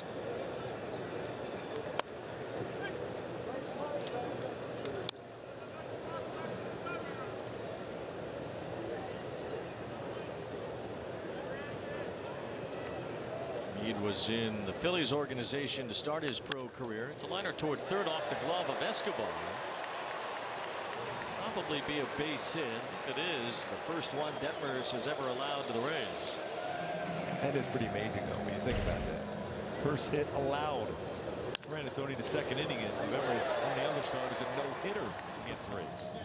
Yeah, it took 10 1/3 innings. Ball kind of hit the wrist of Escobar. You see him react there. Never really touched his glove. Ended up on the wrist above the glove. So Mead gets the hit. Tampa Bay with a man on. This field bouncy, whether it's on the field turf or even that dirt. Here's Brandon Lau as he takes a ball. Lau has not done much against left-handed pitching. The Rays in general have. Tampa Bay's gone 22-8 against left-handed starters this year. That's the best record in the major leagues. But Lau has not contributed much. This ball squirts away from O'Hoppe, and that'll put Mead at second base.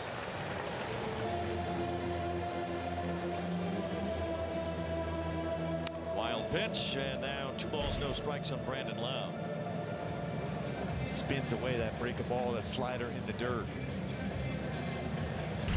Breaking balls are the toughest thing for a catcher. If it's fastballs, you know what direction it's going to go, but a slider or a curveball, the spin when it hits that dirt, it's going to go a different direction off your body as a catcher. 7th wild pitch of the season. Reid Detmers. Strike there to Lau. Was only hit 1 of his 21 home runs this season against a left-handed pitcher. A couple years ago, Lau hit 39 home runs, the second most ever in a season by a member of the Rays organization. Talked a lot about Troy Gloss holding down the Angels single season record for a while. Well, Carlos Pena still has the Rays single season record. 46 home runs. Carlos Pena did that in 2007.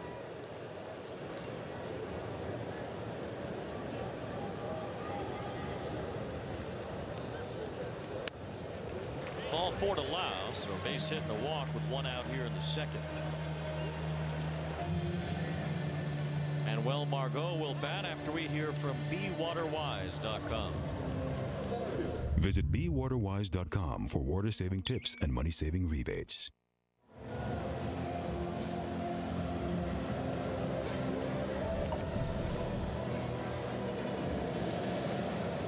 Detmers in some trouble here. 2 on, 1 out. Margot will be the batter.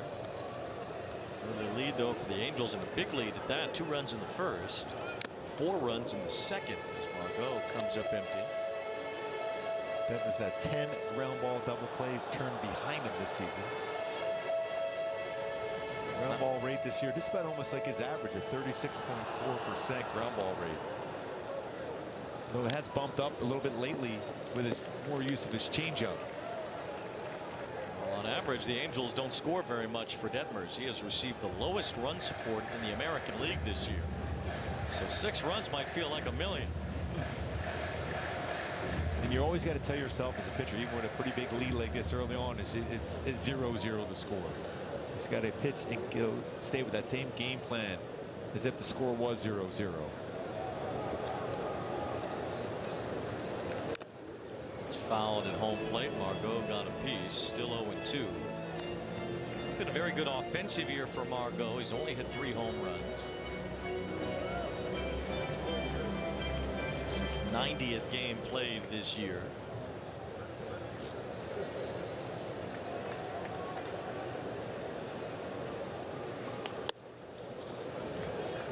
Laid off that. It's 1 ball, 2 strikes.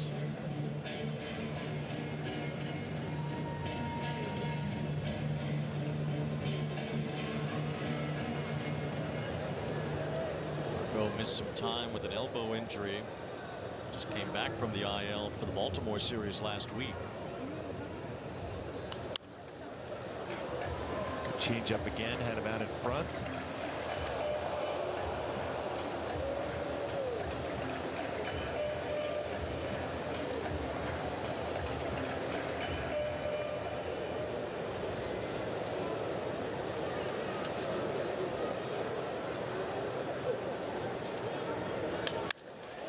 Toward left center. Adele coming in, makes the catch. Adele got a good read on it.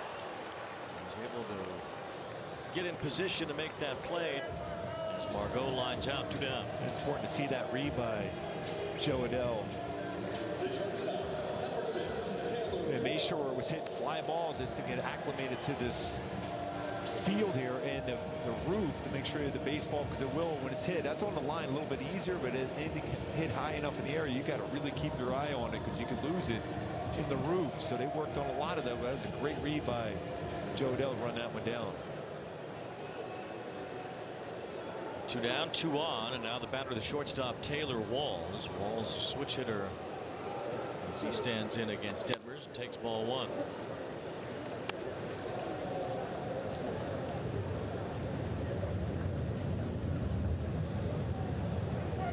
Thunder.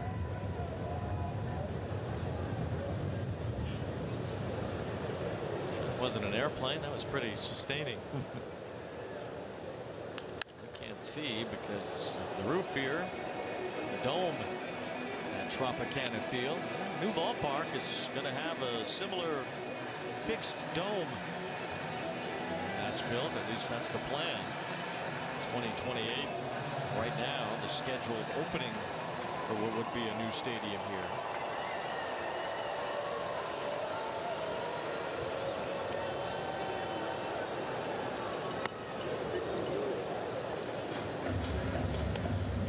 The commissioner has always said that once the A's and the Rays ballpark situations got straightened out, they would take a longer look at expansion.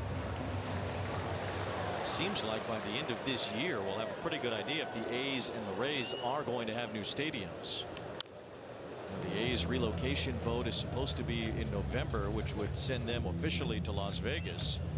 And if the Rays get their new stadium in place, well, then next year I would think the league would start to really take a peek at expansion and what's really out there in terms of putting 32 teams in Major League Baseball. I think that's something they have to get done. Definitely a couple cities that would love to have a franchise. One of them being Nashville. I think that will really kick into high gear as soon as the A's and Tampa Bay have their stadiums completely set. And this is the closest either franchise has been to having that set in quite a while. So it looks like that road is being paved all the way to 32 teams. Swing and a miss. Taylor Walls strikes out. And Reid Detmers works another scoreless inning. It's all Angels through 2 tonight.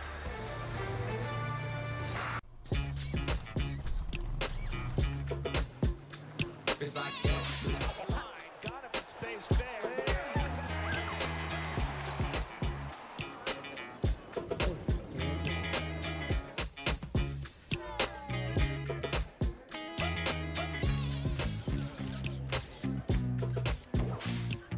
Everybody feel it, come around with the rhythm, it's a sound. Everybody get down when we bring it to you. It's like that. MLB Tonight, the ultimate late-night baseball party. See the night's biggest moments. What? The best interviews. We all love DJ Dan. And cutting-edge analysis from TV's best. This one takes the cake. That is awesome. MLB Tonight, late nights on MLB Network.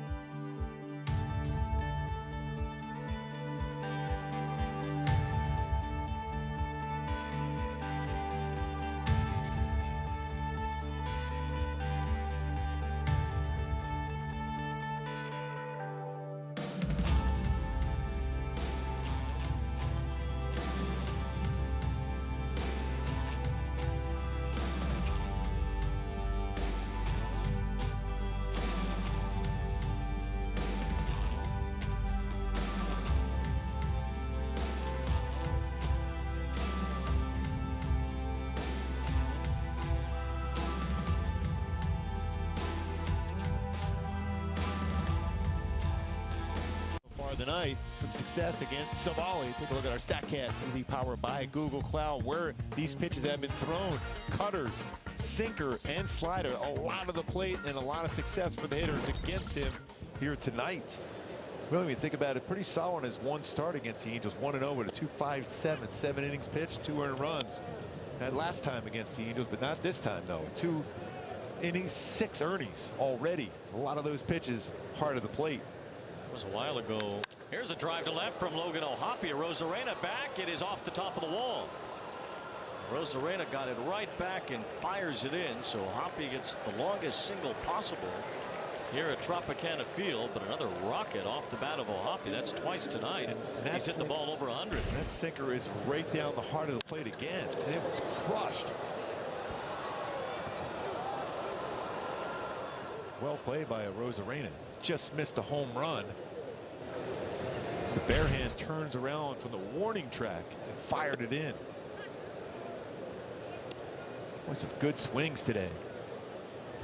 Youngsters involved already. Hoppy, Neto, Shonawell.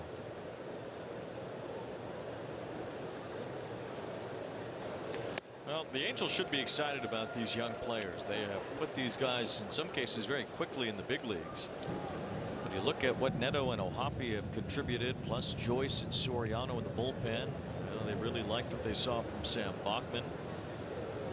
Chase Silseth was just really starting to break out and emerge when he got sidelined with that concussion.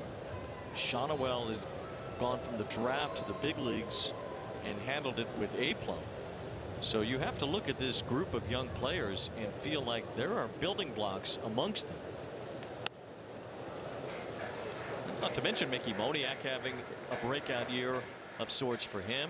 You know, Joe Adele was crushing the ball at AAA, and you almost don't forget that Reid Detmers is still so young. Yeah, Detmers is 24.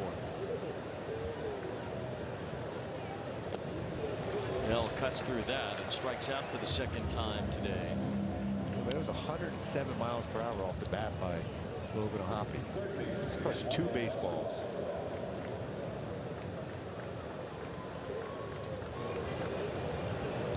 It's the exact same exit velocity as Brandon Drury. The difference was the launch angle. O'Hoppe's as compared to Drury's, but it's a 42-degree launch angle. When you have that kind of exit velocity and the launch angle, that means that baseball's going a long way.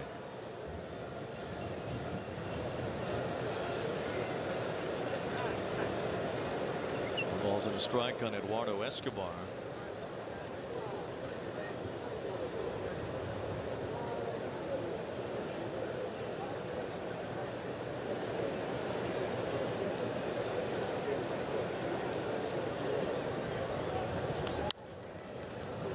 No balls, 2 strikes, the count. The Angels season really in a lot of ways derailed by injuries. They just cannot keep their best players on the field. Even Shohei falling victim to it over the final month. If you want to squeeze around something that does stand for optimism, well, these young players and the way that they are handling the month of September is the #1 reason I would think to feel good about what's ahead for this organization.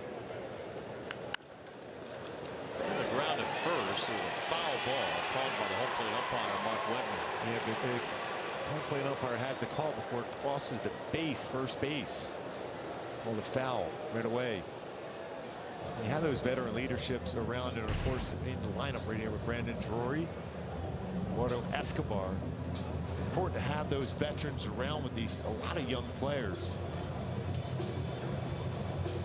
They are really developing in being leaders themselves already.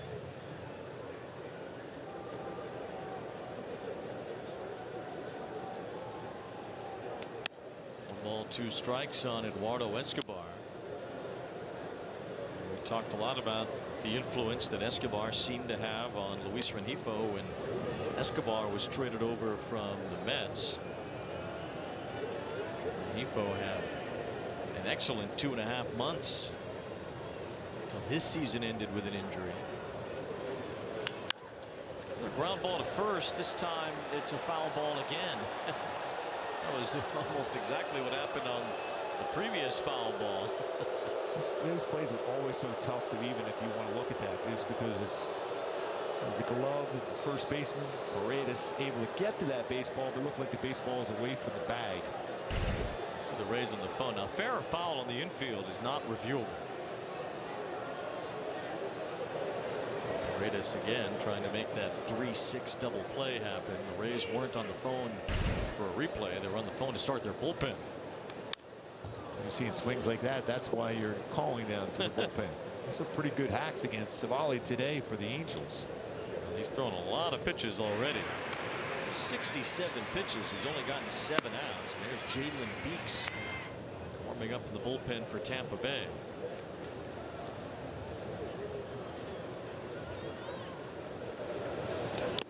Escobar strikes out to a foul tip. He's getting his strikeouts in this game. Well, it's kind of been how it's gone for Civale since coming to Tampa Bay. The strikeouts are way higher than they were in Cleveland, but so is the ERA. So whatever the Rays have Civale doing differently, it's helping him get strikeouts, but it's not helping him prevent runs. Yeah, I mean, that's the thing. I mean, obviously everyone likes the strikeout, just like everyone loves a home run ball, but outs are important, and so far a lot of well-hit baseballs against them. The Angels have a 6-0 lead. Civale's about to throw his 70th pitch. Not yet out of the 3rd inning. Phillips at the plate. It's 2 balls, no strikes on the former Tampa Bay Ray and the Tampa area native, Brett Phillips. We've talked a lot about him being neighbors with the Macho Man, who was well known around these parts.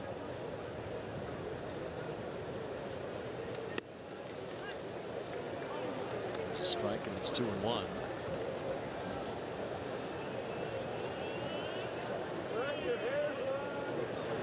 Well, over the years, the Angels have had a lot of players that come from Florida, from Deshaun Figgins, Howie Kendrick, Jeff Mathis. It's a number of players from here, like Napoli.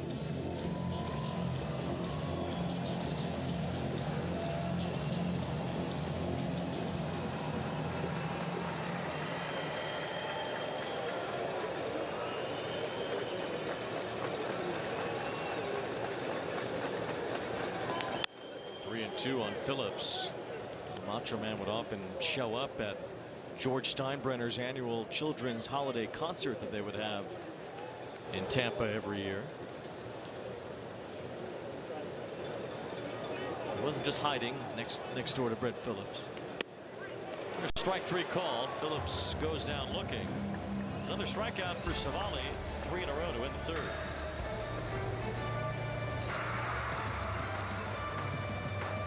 Imagine an entire channel dedicated to taking you to the most exciting moments in baseball as they happen. And it's gone! With live look-ins to clutch at-bats. A walk-off flare! And players on the edge of making history. This could be it! 62! It's the best seat in the house at every ballpark. All commercial-free. Can you believe it? MLB Network Strike Zone. Wednesdays and Fridays, all season long.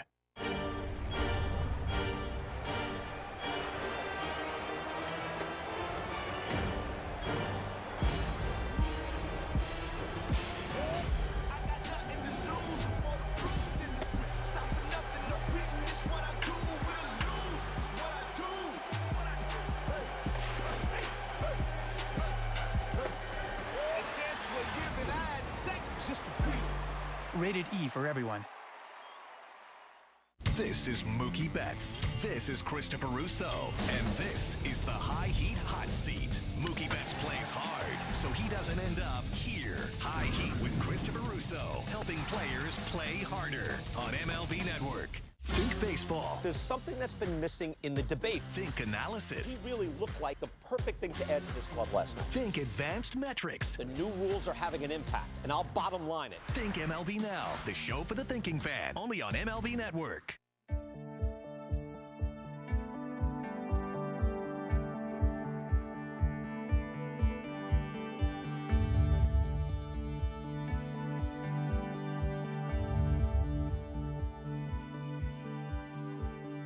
September 29th, the Angels host the A's. First 25,000 fans will receive that coffee mug courtesy of True Brew. More info, angels.com/today. Looking forward to that giveaway. Stash it in your cupboard. Yes.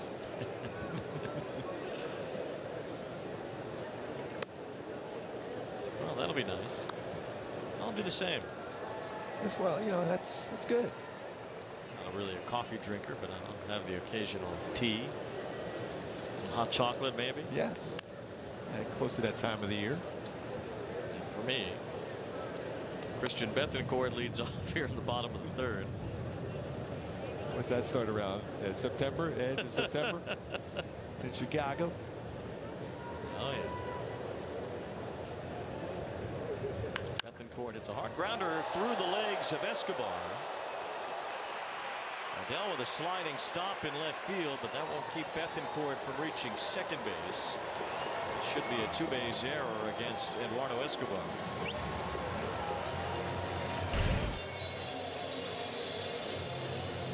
The changeup too. Just stay down on him and anticipate some kind of a hop that gets underneath the glove. You see a little frustration for Escobar.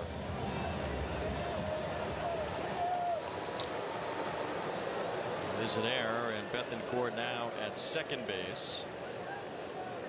As Yandy Diaz looks at a strike on a curveball from Reid Detmers. Detmers has only won 3 games all year. We talked about lack of run production in Detmers starts. He's kind of had similar issues to Sandoval at times in terms of not going very deep into games. On those last 2 starts, he's gone at least 6 2/3. In fact, he's gone 6 2/3 or more in 3 of his last 5 starts. So he's been pitching deeper into games recently. Brushes Diaz back there, and it's 2 balls and a strike. But his only wins were June 8th against the Cubs, July 2nd against Arizona, and August 16th he flirted with a no-hitter against the Rangers.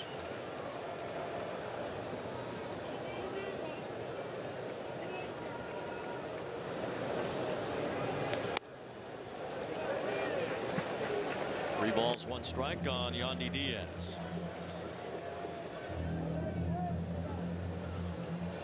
Patient hitter. And a very good contact hitter.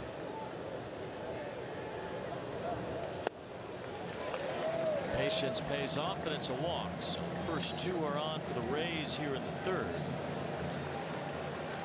Batter will be Randy Arozarena.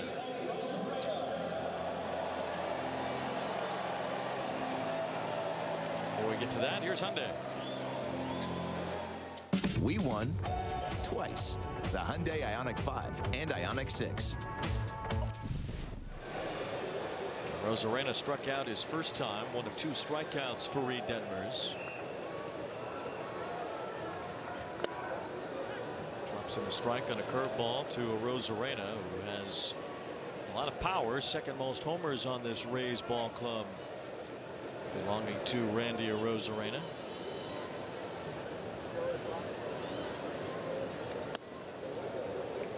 Ball, 1 strike. Arozarena, like Yandy Diaz, born in Cuba. Arozarena has fallen in love with his new home in Mexico.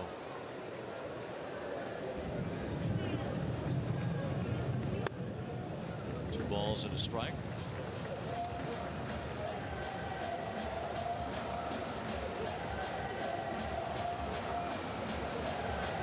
Arozarena defected from Cuba to Mexico.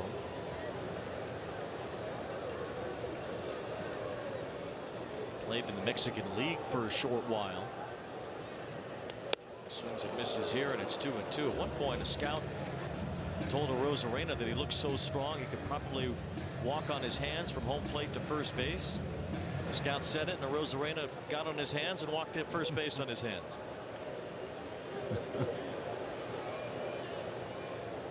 Swings and misses here, though. Reid Detmers turns Arozarena around. A big strikeout for Detmers, 1 away here in the third. Throwing a changeup upstairs, the pitch before first swing, and then a fastball down that unhittable spot at the knees and away at 94. Struck out a couple times today already.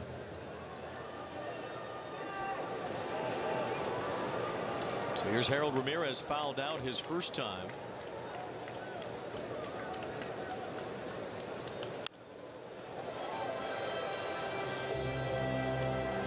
Ramirez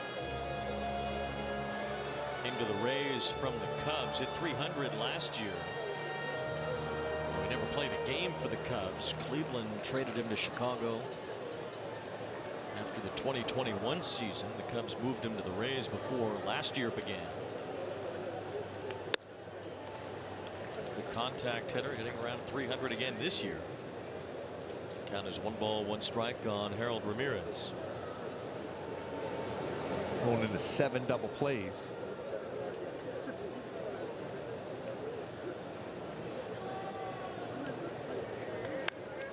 Big cut there, and it's 1 ball, 2 strikes. See Ramirez wearing that yellow sleeve and the yellow wristbands. A couple of years ago, Major League Baseball relaxed color preferences for players, allowed players to be a little bit more choosy about the sleeves and the belt color. They don't have to really match the team colors.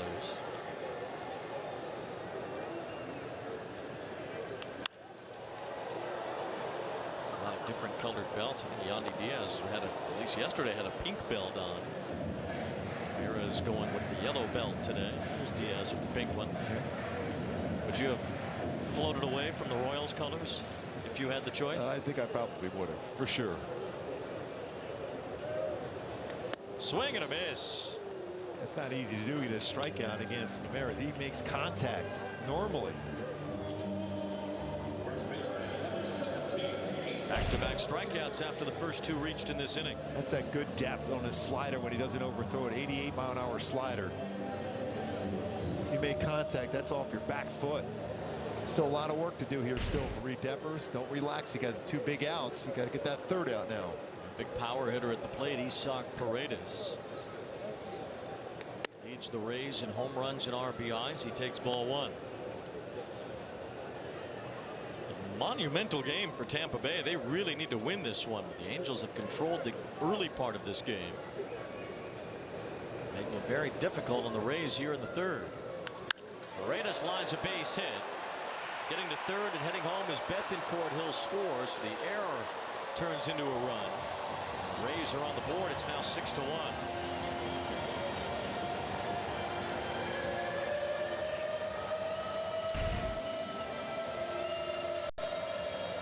Did a nice job of bringing his hands up on that one. That was above the belt in the inner half of the plate. Still able to get the barrel of the bat on it in line at the left field for an RBI single. About 90 RBIs this year. Team lead for Isaac Paredes. Drives in Bethencourt. Now 2 on for Curtis Mead, who singled earlier.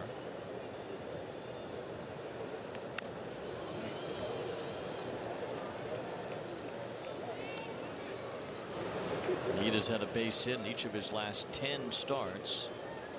This is only his 13th major league start. 16th big league game overall.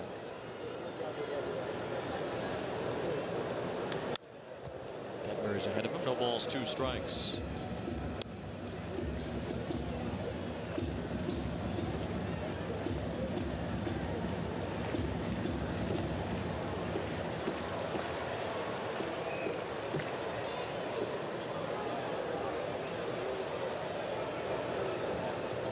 Swing and a miss, strike 3. Detmers strikes out 3 in the inning. He does give up an unearned run, and it's now a 6-1 Angels lead.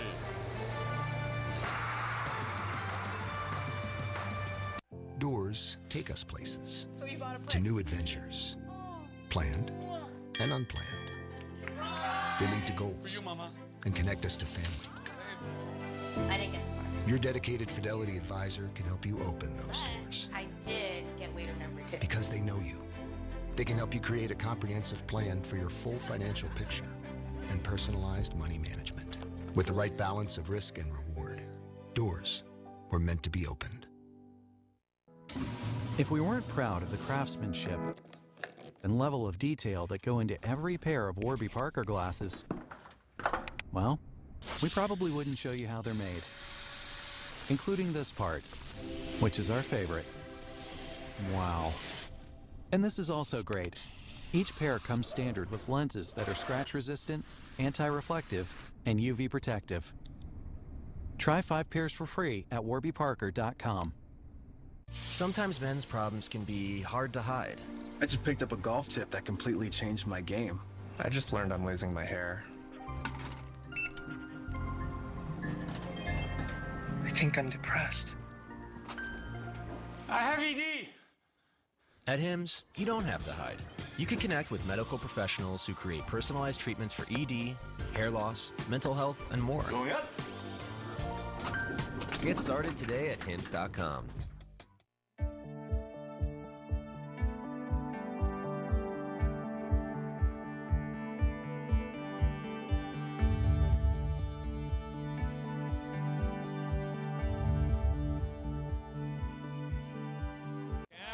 Kid turning 6 years old, wanted to meet number 27, Mike Trout, in the house here at Tropicana Field, able to sign a baseball for that young fan.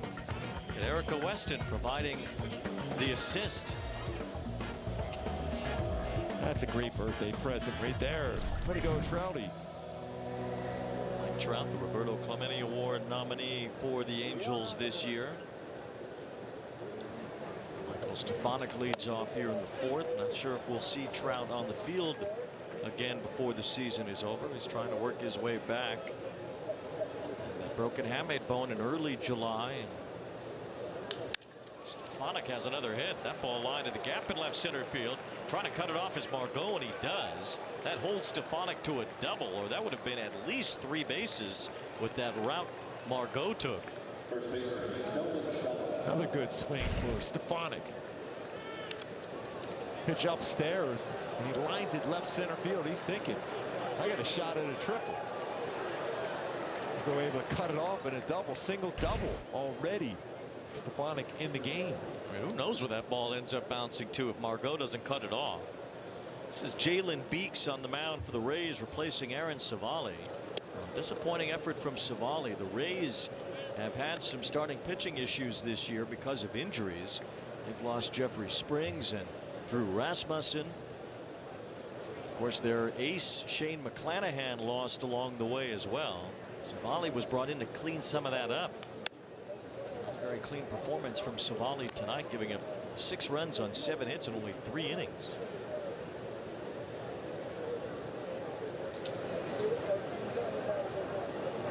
Trying to get that run right back with the Rays scored. 3 balls, no strikes on Shonowell. Beeks has been in the Rays organization for a while. Came up with Boston initially, was traded for Nathan Eovaldi back in July of 2018. There's a high strike to Shonowell, so it's 3-1.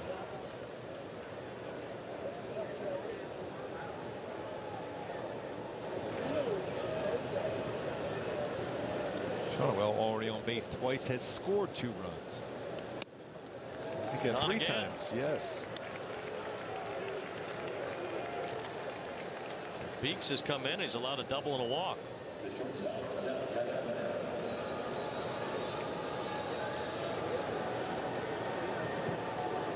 In October, obviously, being the wild card doesn't mean you're done. I mean, you can certainly advance and do some damage in the playoffs, but it certainly eases the path to have that first round bye.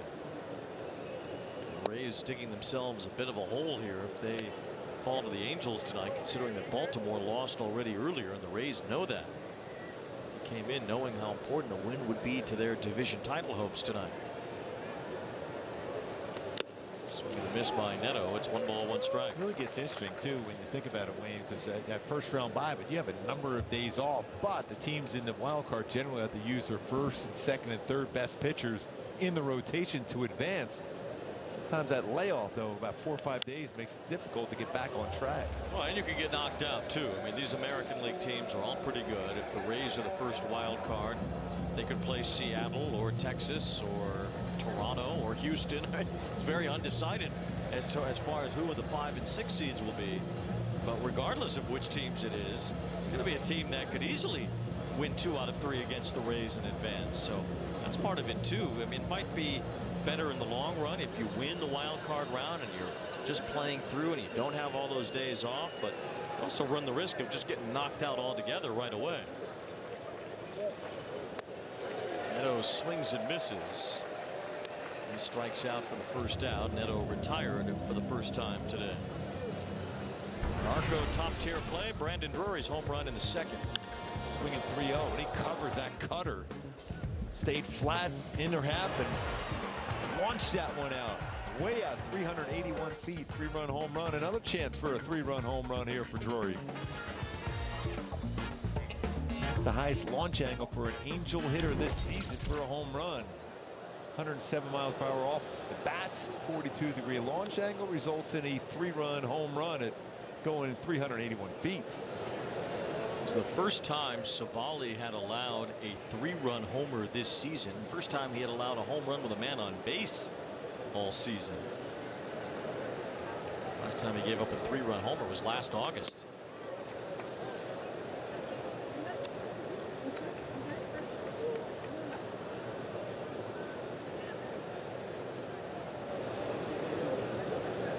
Brandon Drury now with 21 home runs on the year. Takes that pitch. 22 home runs on the year now for Drury and 73 RBIs on top of it. It's 26 doubles and 3 triples. Been outstanding. Coming in a .471 slugging percentage. He's signed and sealed for next year as well as he swings through that. It's 2 balls, 2 strikes. Drury getting a multi-year deal from the Angels. 22 home runs puts him second on the team behind Shohei. And same for the RBI total.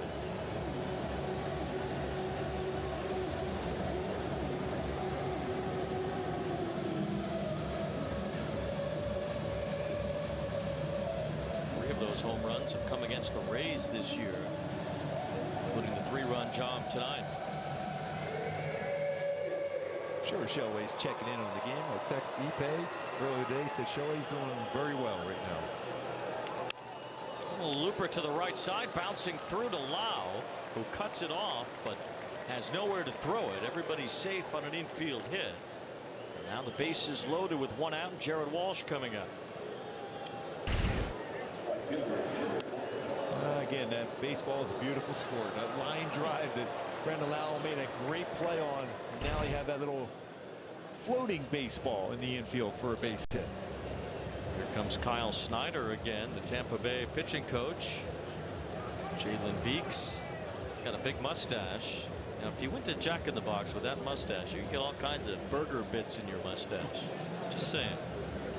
Here's Jack in the Box. My classic sourdough Jack. It's named after your 2 favorite things, sourdough and me. Only at Jack.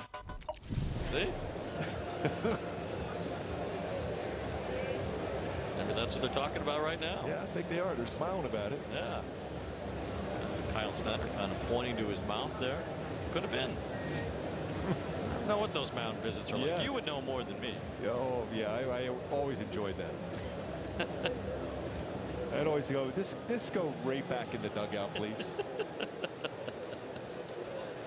Here's Jared Walsh, who has done extremely well with the bases loaded in his career. Batting .522 lifetime. He's got a chance to open this game up even more. Go back to the first inning when the hit probability, that line drive that Brandon Drury had was 67% hit probability. Caught. That last one had an 18% hit probability, and it was an infield hit. You got to hit them where they ain't, just like Yogi said. 0-2 on Walsh.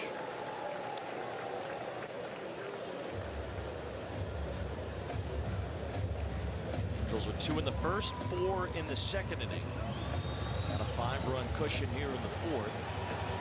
Trying to add even more. Hoppy's on deck. The bases are loaded. It's 1 ball, 2 strikes on Walsh facing the lefty Jalen Beeks.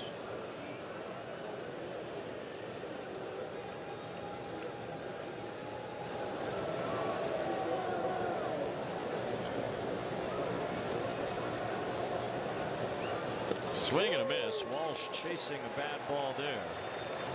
strikeout for Meeks. Be fortunate enough that wouldn't end up being a strikeout wild pitch because that ball looked like it hit the umpire. So 2 down. O'Hoppe will have a chance with the bases loaded. Our Mr. Clean magic stats. O'Hoppe with a very high slugging percentage in his rookie year.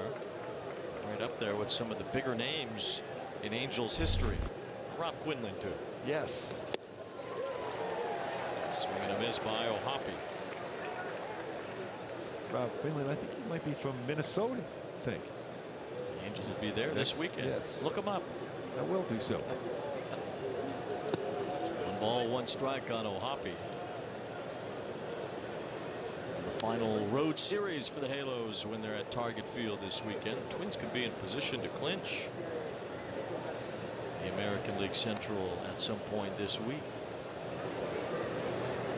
Minnesota's magic number 3 entering today. Might be down to 1 now. Swing and a miss by O'Hoppe. Yeah, down to 1. Minnesota 1, Cleveland lost. So the Twins would actually win the American League Central tomorrow. If Cleveland loses, the Twins are off. It's no fun though. No. Clinch on an off day. It's much better than watch a team clinch in front of you, though. That's for sure. Guardians are playing the Orioles tomorrow, so if Baltimore wins, that'll clinch the division for the Twins before the Angels even get to Minneapolis. 2 balls, 2 strikes on O'Hoppe.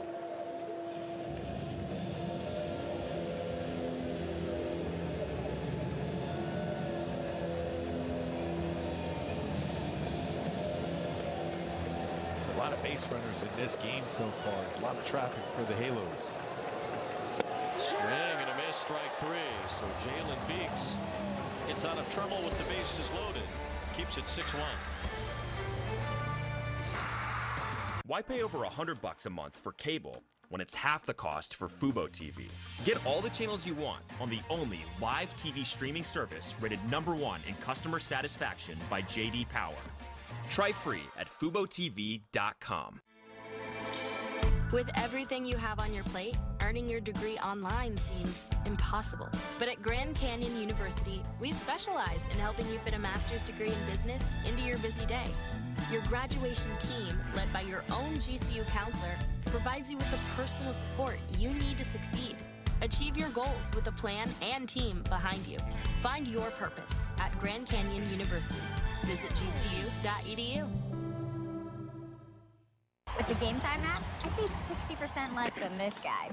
What? And it's not just sports tickets. It's also concerts. Performances, too! Oh, come on! Download Game Time. Last-minute tickets, lowest price, guaranteed. Sure, you'll teach her how to drive a car. Then use Greenlight to power her independence with crash detection with 911 dispatch, family location sharing, and emergency SOS alerts. Invest in your best investment with Greenlight.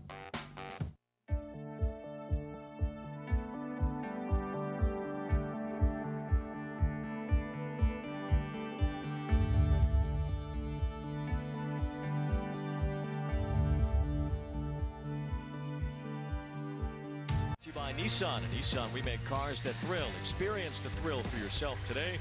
Shop NissanUSA.com. By Spectrum One, Internet, Advanced Wi-Fi, and Mobile for just $49.99 a month. Visit Spectrum.com. And by Jack in the Box, the double bacon sourdough jack has slice after slice after slice of bacon. Try it. Reid Detmers with 5 strikeouts so far tonight. Take a look at our StatCast really powered by Google Cloud. 2 with a changeup, 2 four-seamer, 1 slider. A couple of in zone, 3 in zone, a couple of chases out of the zone as far as the strikeouts today. But his changeup, though, it's good to see that. 2 more strikeouts. Last game out, 4 strikeouts with his changeup. Coming into that game before, had none all season long with his changeup. Now 6 in the last couple of starts. Brandon Lau leads off here in the bottom of the 4th. It's a career year Lau had a couple of years ago for the Rays. A pretty dependable player for this franchise over the last number of years. 29 years old, out of the University of Maryland.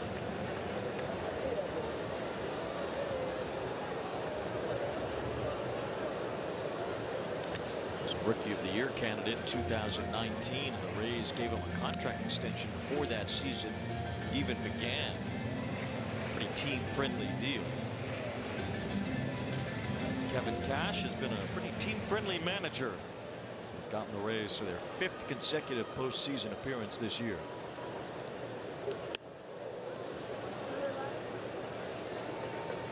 Two balls, 2 strikes on Lau, leading off here in the 4th against Reid Detmers.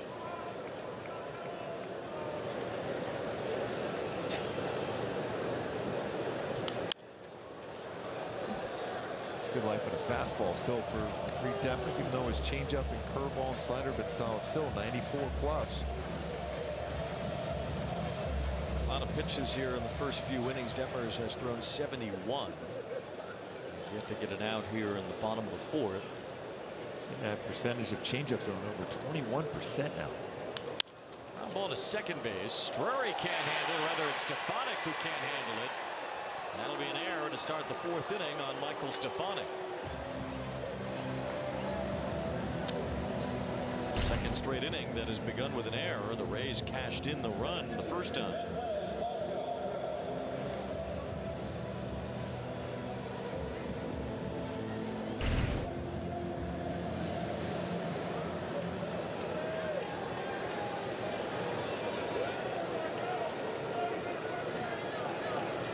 One of those times too, you just want to get a ground ball right back to Stefanik, see if you get a double play turn.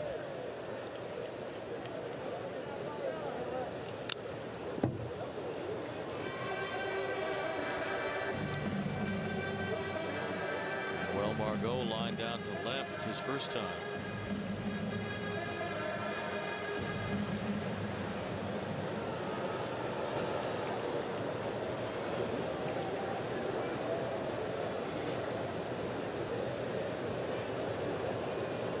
Toronto up early against the Yankees today. Nothing in the 4th inning. All the teams in the American League West at the top won today. The Astros stole one late from Baltimore. Seattle beat Oakland again, and the Rangers trounced Boston 15-5. Still amazing. It was 4-0 Boston in the 2nd inning. You looked up, it was 15-4. The Rangers offense. Got Young back in there too. They're really good young player. The rookie at third baseman. So they're starting to swing the bats again. We'll go with a check swing foul. So Houston still leads the West by a half game over Seattle and Texas. Now keep in mind that starting this weekend, the Mariners and Rangers begin their set of 7 games out of the final 10 of the season against each other. And the Rays and the Jays play each other 6 times here in the end. So you have to feel good about Houston's chances, I guess, because they'll sit back and watch the Mariners and Rangers just beat each other up. So as long as the Astros win their own games, they'll gain ground on somebody during those series. It's easier said than done. They could lose ground to somebody too if they don't. You see how it looks right now. Houston up a half game over Seattle and Texas. Those two teams play each other a lot. The Mariners play the Astros as well, so their last 10 games will be all against the Astros and the Rangers. Ground ball and a base hit for Margot. So Tampa Bay trying to fight back. 2 on, nobody out here in the 4th.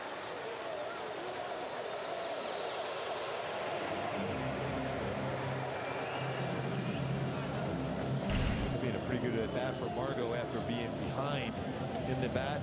Another fastball was inside part of the plate, gets it by Escobar for a ground ball single.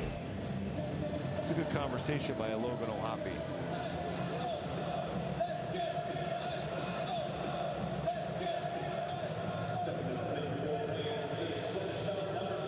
It's the bottom of the order here. Taylor Walls, the number 8 batter, and Bethencourt, the number 9 batter.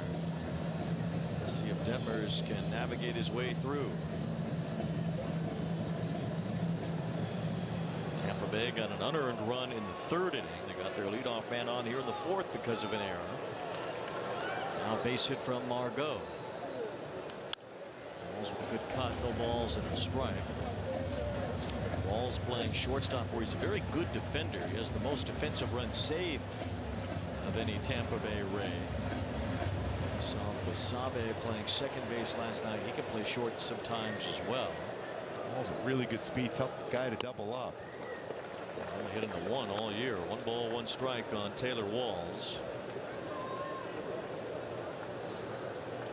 It's a big batter here now for Reid Detmers and the Angels. Huge batter here to get it out.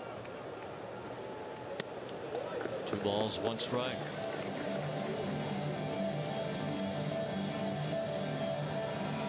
His pitches still piling up for Detmers. He might not make it past 4 innings tonight. His pitch count now at 82. Still trying to get through the 4th inning. Nobody out, 2 on. It's 3 balls and a strike on Taylor Ward. This is the bottom part of the order. Pretty soon the lineup will turn over to the top. You just feel you have to attack the strike zone here right now. Something hits the ball on the ground at somebody. Pops it up but foul, so now it's 3-2. Detmers has walked 2. He has struck out 5. In this spot with this batter, you'd like to see him just attack on 3-2. Yeah, they just have to go. This has to be at the very least on an edge of the plate. You got to get him to swing at it.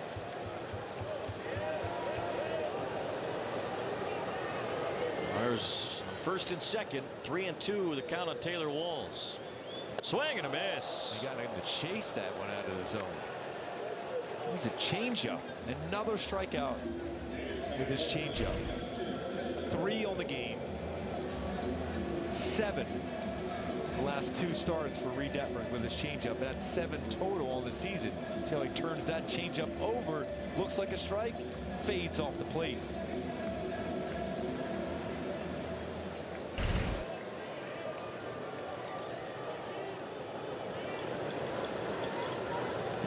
Nice job by Logan Hobby keeping that in front. The ball, no strikes on Christian Bethancourt, who reached on an error and scored in the 3rd inning.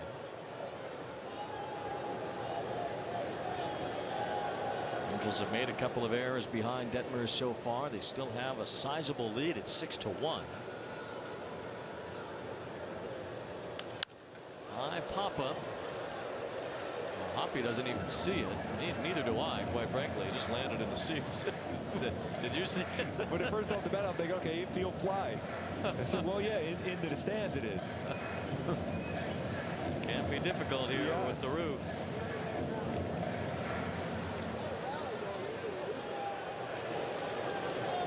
One ball, 1 strike. Bethancourt cues 1 foul, 1 and 2, and now the Angels bullpen is getting up. And as we talked about, Detmers has thrown a lot of pitches, so the Angels will need a lot of outs from their bullpen tonight. You could probably, boy, you see a lot of pitches in each inning for Detmers. You probably consider the fact that Ben Joyce and Jose Soriano will not pitch tonight after pitching an inning yesterday. The Angels will want to be cautious with those young arms here toward the end of the season. Is up right now, so we could see a whole bunch of relievers from the Angel pen tonight. Figure Hargett would get involved. Jose Marte, Jose Suarez. Well, Reid Detmers is pushed back here too because of the weather. Could be into play also. Swing and a miss, strike 3. Detmers with the fastball pushes it past Bethancourt. That is strikeout number 7 for Detmers. 2 down. Still good velo on his fastball, upstairs at 93. So in this inning alone, he's got to strike out with his changeup, strike out with his 4-seam fastball.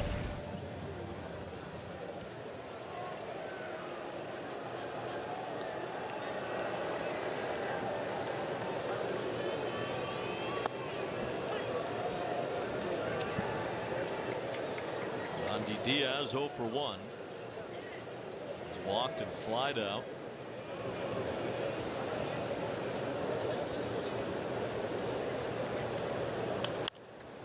That pitch, and Detmers ahead 0-2. So Detmers in position here to work out of trouble. He did somewhat in the 3rd too. Tampa Bay had 2 on, nobody out, and Detmers only allowed 1 run. An unearned run. We're in the 4th 4th inning, 2 on, nobody out. He's had back-to-back strikeouts. Head of Yandy Diaz. Pitch in the dirt, 1 ball, 2 strikes. Diaz, one of the more patient hitters in all of baseball. And he has a real good idea of the strike zone. We talk about that a lot with Nolan Shonawell, but same thing here with Diaz. Real good idea of the zone. Last year he walked more than he struck out by a significant number.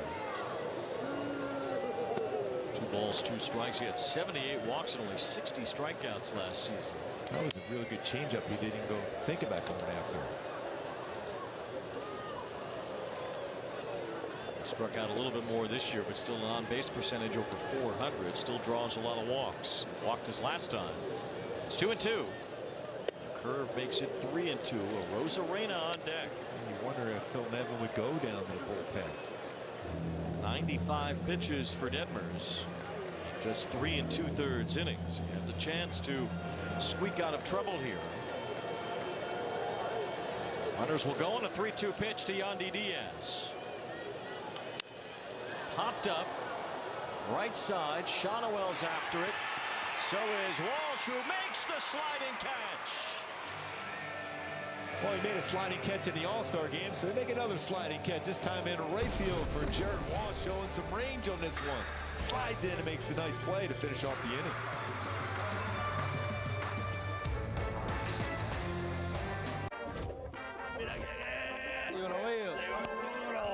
Jeremy Peña, the world champion shortstop with movie star presencia. Every Dominican wants to grow up and play baseball, bro. When I was 13, I was like, the plan is to get to the big leagues. I love seeing young Dominicans win, bro, because I'm an old Dominican. Ya tú sabes que el dominicano que juega, todo el mundo juega pelota. I was just looking forward to playing again, man. This is going to be a fun year. Salud a la vida más linda. Salud, hermano.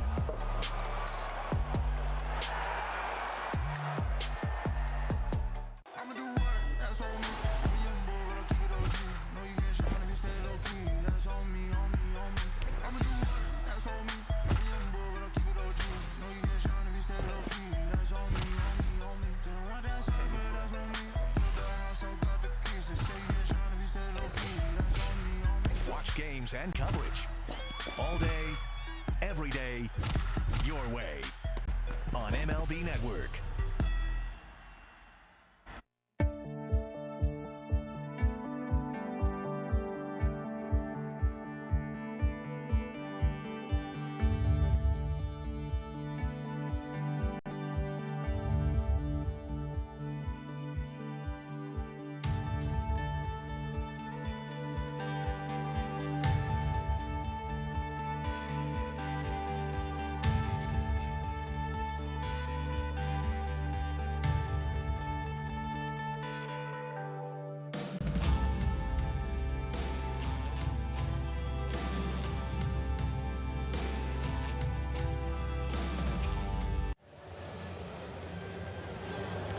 Fifth inning, Reid Detmers able to work out of trouble really in back-to-back innings. 2 on, nobody out in the 3rd, give up just 1 unearned run. 2 on, nobody out in the 4th inning after an error. He didn't give up any runs. Did a real nice job there, picking up his fenders behind him.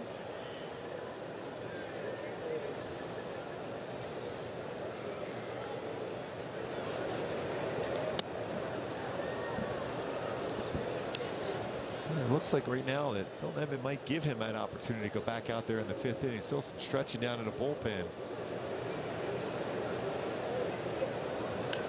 Joe Adell with a pop-up foul. Detmers is at 96 pitches. Kia player profile as Joe Adell, former 1st-round pick, stands in. The baseball harder this year at the big league level than he did the last couple of years. He is a big, strong dude, and he can hammer one if he gets a hold of it. Yeah, first at bat of the season when he had 117.2 miles per hour off the bat for a home run. That'll help. There's a rocket at Angel Stadium, deep into the left field corner at the Big A. I just love the reaction by Griffin Canning on that swing too. True jaw-dropper. Yes. 2 balls, 2 strikes. Detmers at 96 pitches. His season high 108. Got to 108 in his last last start, as he did August 16th in Texas. He's got a little bit of rope. And they're back up again in the bullpen, so I'm thinking that might be it for Reid Detmers. The extra pitches piled up in part because of the 2 errors. But good job by Detmers still to work through it. You know, just because there's an error doesn't mean it has to turn into a big inning. Yeah, he did a real nice job of staying under control. It's really good pitches. Utilized his changeup exceptionally well today.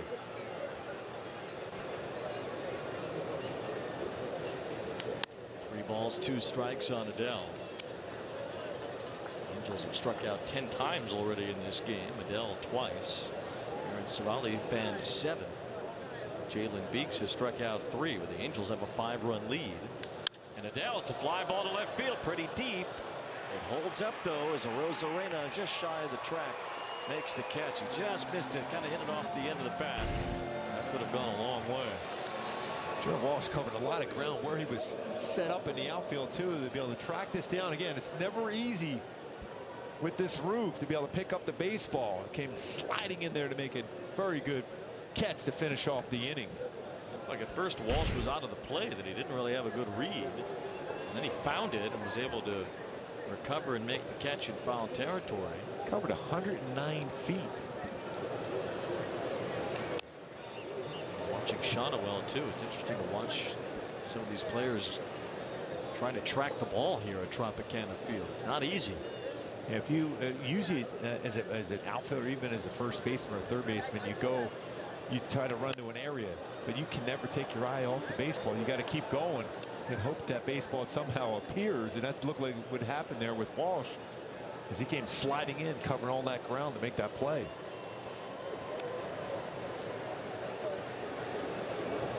Balls, 2 strikes on Escobar.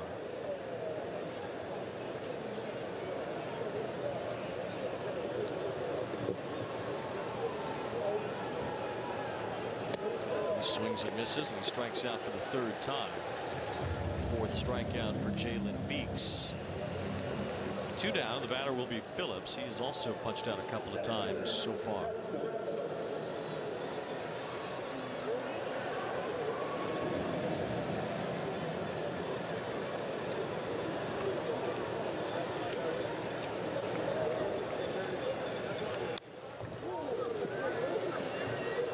Milwaukee winning again today. They're playing some good baseball. 6 games up on the Chicago Cubs. The Cubs are winning today early. The Pirates 1-0. The Cubs lead Pittsburgh. And the Mets are leading the Marlins. So that wild card race in the National League is crazy.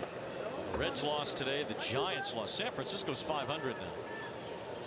They lost both of their games against Arizona, so some separation there for the Diamondbacks, at least compared to the Giants and the Reds. Starting to look like it's going to be down to Arizona, the Cubs, and Miami. Cincinnati's hanging in, but their pitching is in tatters.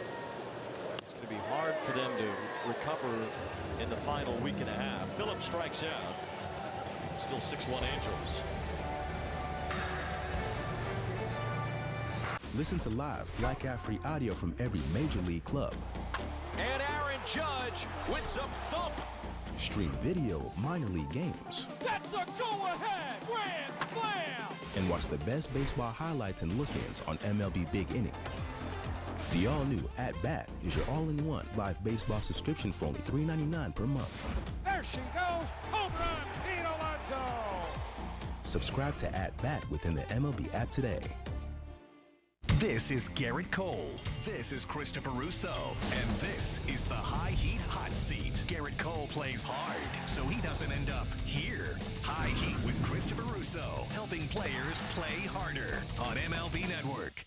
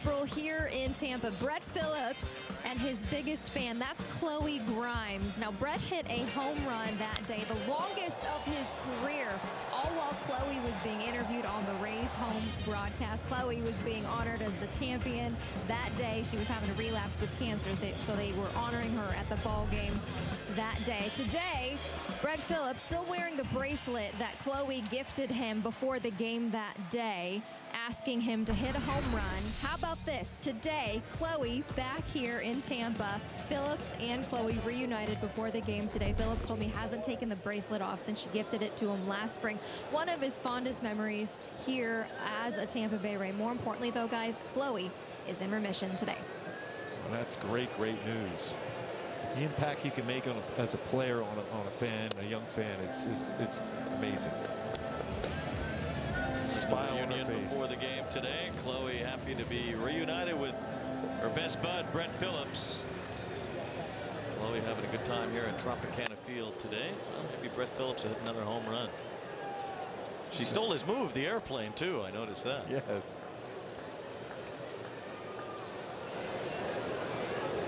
Brett Phillips thrilled to be back here at the Trop. As Andrew Wentz comes in and immediately walks a Rosarena, and there's a good sign for Brett Phillips. Brett is Chloe's angel in the outfield. Certainly is.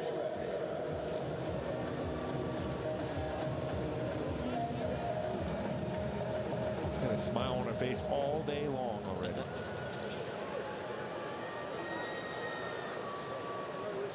Glad Chloe is doing better and having a good time here at the ballpark tonight. The impact that all these players can have on those of us that enjoy watching this game and being around the ballpark in any capacity. It's these guys on the field that make it all happen, as we see Andrew Wentz's numbers this year, and the inspiration that can be drawn from the talent these guys have and what they've been able to do with it to get to this level. Just that smile you can put on a young fan's face, despite an interaction, signing a baseball, or just going over and giving a high five.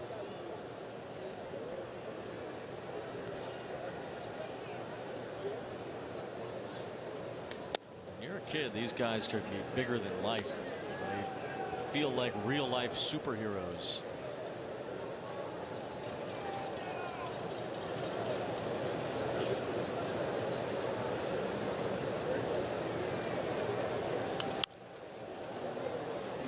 Ball 2 strikes on Harold Ramirez. I'm sure there are many Royals fans who are about my age who feel that way about you. Thank you for pointing that one out too. I really appreciate that one, Wayne. Well, we were both rookies in the same year, you know. Yeah. Swing and a miss. Ramirez strikes out.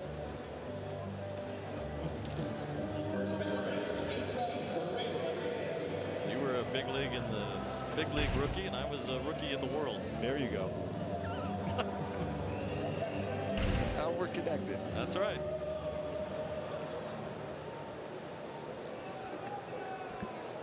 All about the 6 degrees of me on that one for you, Wayne. Absolutely. Isaac Paredes at the plate. 1 ball, no strikes. Paredes an RBI single his last time. Boy, Ramirez striking out twice today. That's a big story in itself. Reid Detmers got him once, and now Andrew Wentz. Tough guy to strike out. Harold Ramirez punched out twice. Paredes drove in his 90th run earlier, fouls one back. Wentz in relief from Detmers, who can't qualify for the win, but didn't give up any earned runs, just 1 total. Those 2 errors probably cost him pitches more than anything else. Detmers struck out 7 in his 4 innings tonight. So he is still not allowed an earned run to the Rays in his career in 2 starts.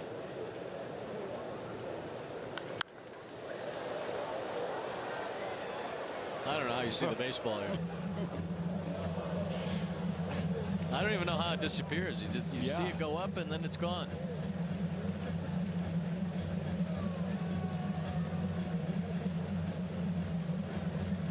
1 ball, 2 strikes on Isaac Paredes. Started to emerge with his power last year in 20 home runs and knocking on the door of 30 this year. First with the Rosarena diving back.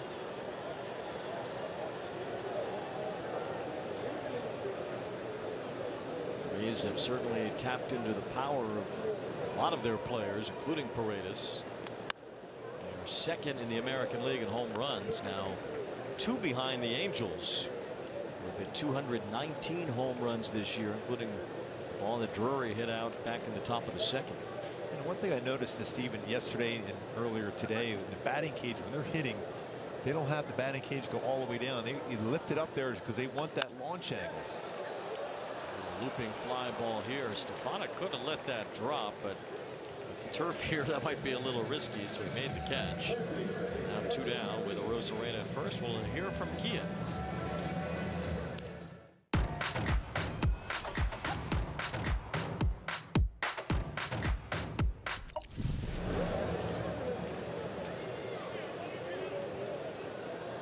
Rance walked the leadoff batter, but then struck out Ramirez. Paredes popped out. Now it's Curtis Mead lifting a fly ball to shallow right center field. Phillips and Walsh converge.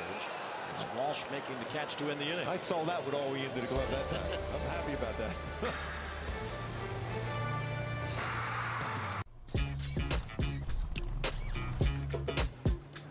It's like that.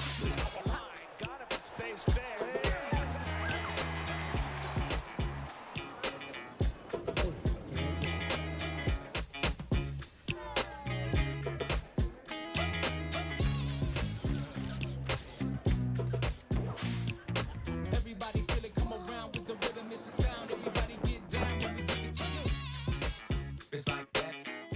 Wake up to baseball's biggest stories. Robert Flores wearing tweed.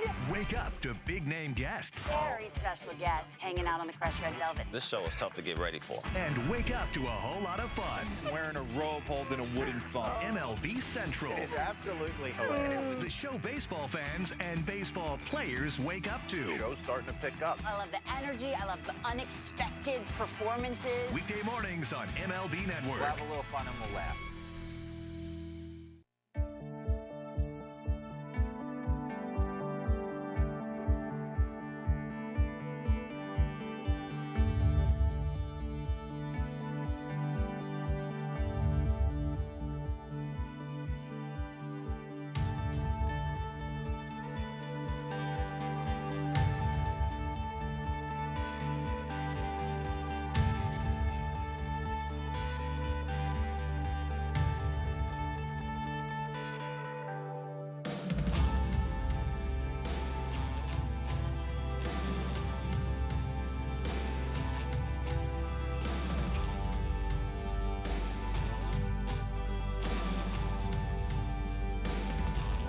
By Carl's Jr. They're playing with fire and a big sweet smoky flavor. The new Big Char Chili Burger. By California Community Colleges. Enroll today at iCanGoToCollege.com. And by Easton & Easton, official personal injury partners of Angels baseball. The tank for the Rays out there in right center field. Not quite the same as the pool in Arizona where the people can swim. They got the fish swimming though, and you can look at them. To feed the Rays a number of years ago. I think Eric Weston's going to be out there tomorrow. Rumor has it. To feed the fish, the Rays? At the very least, say hi to them. Ground ball up the middle as it's fielded by Taylor Walls. She's not going to go race a hot dog out to Randy Rosarena, is she? Not feeding those Rays, right? I don't think so.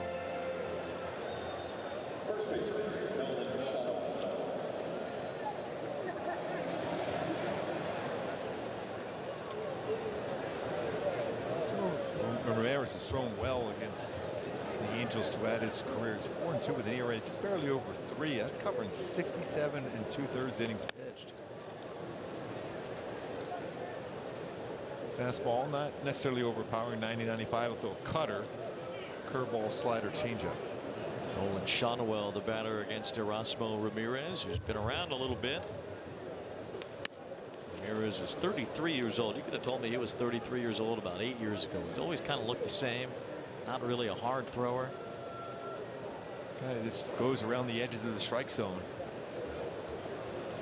There's so many different roles he can do and be successful doing it.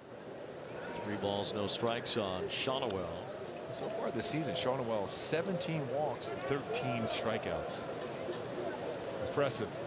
Extremely impressive. He was playing college baseball at the beginning of this season. He's had a lot of talks with Brandon Drury and Mike Moustakas about simplifying the fact that, yeah, it's Major League Baseball, and he was playing college ball in April and May, but it's still baseball. You still try to hit the same ball. The distances are all the same. It's pretty much the same game, just at an elevated, quicker level. So keeping that perspective has been helpful. As we talk about the impact of those veteran players around this club, those are 2 guys right there, Drury and Moustakas, who have had an impact on Nolan Shawnuel.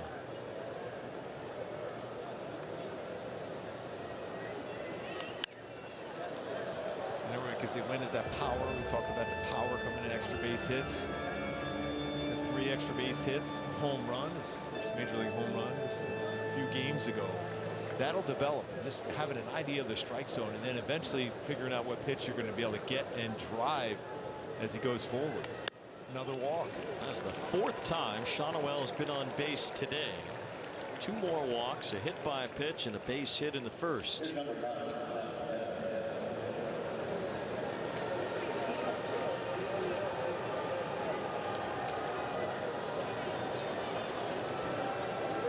Got that uniform dirty right away in the first inning when he went around second base on the base hit by Zach Neto.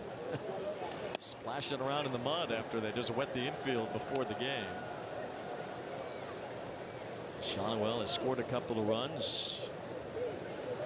Between the 2 Floridians at the top of the order, they've been on base 6 times collectively. Neto has scored twice. He's driven in a run as well as he fouls this pitch off, and it's 0-2.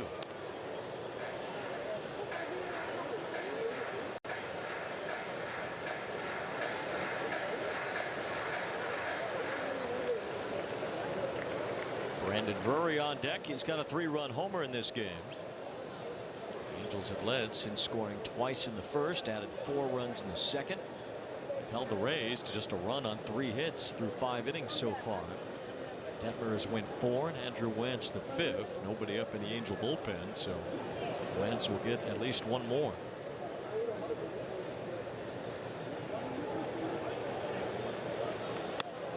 Throw behind Shawnuel at first. I was talking to Andrew Wentz before the game. He knew at some point he was going to be in the game today. Maybe potentially get a couple innings out of him. It's a bit an opener already for the Angels this season too.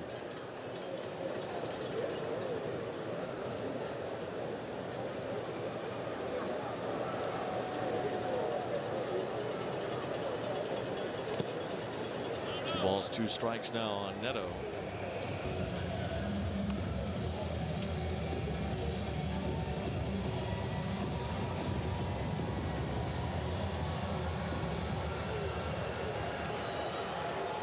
Neto has missed roughly a third of the season due to his 2 stints on the IL. Came up early on, but still wasn't right away at the big league level. Took him a couple weeks to get up from the minor leagues. So all told, Neto has missed, or at least not been around, for about 40% of the year at the major league level. It's a 72nd start at shortstop tonight. Swings and misses here. You can pretty much lock in Zach Neto to be an everyday player at shortstop next year. Same for Logan O'Hoppe behind the plate. I mean, you remember going back to that freeway series at the beginning of the year, the exhibition season still for the Angels against the Dodgers. The impression that Zach Neto made it even in those games. We're all thinking right away, when is this kid going to make it up here? I mean, he's looked like he was ready, even though he just was in college the year before. There's a fly ball to left center field from Brandon Drury. This one struck well, and that ball is gone. Second homer tonight. Brandon Drury has hit his 23rd of the year. It's a 5 RBI game and an 8-1 lead for the Angels. Yeah, 75 RBIs on the game, on the season. Now 23 home runs for number 23.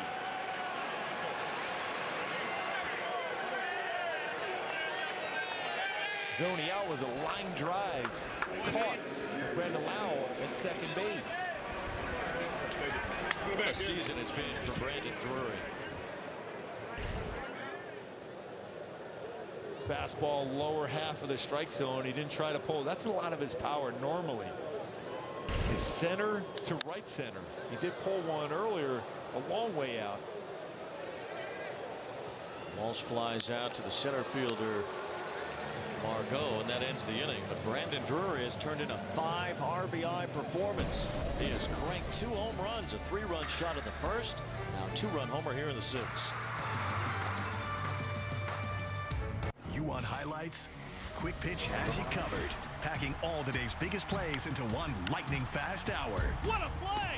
We live today, preview tomorrow on Quick Pitch. Late nights and early mornings, only on MLB Network. Covering a full night of baseball is a team effort, and it all starts right here with Harold and Adnan on MLB Tonight's First Pitch. Who's ready for baseball? It's time for the first pitch. We're about 25 minutes from game time. I'm so excited. Our quick hitters right out of the gate. During the games, we take you to the games where you might see a lot. Greg, we have a potential walk-off at Wrigley. No way. What's going on? Oh, they've got a runner at third and Nico Horner's up. Here's a pitch. Base hit. Neto rocks it off. Cubs win. Cubs win. And after the games, we're all about instant highlights and player reactions. Nico, congratulations. Your first career walk-off hit. How did that one feel? Man, it's as good as it gets. An amazing crowd here tonight. Wrigley Field is a very special place. We're feeling good right now, for sure. And that's how this team covers every team. All in a night's work on MLB Tonight.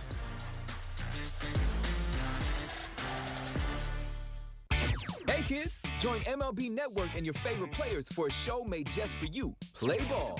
It's all the big moments, bat flips, and amazing plays from an exciting week of baseball and tips to up your game on MLB Network.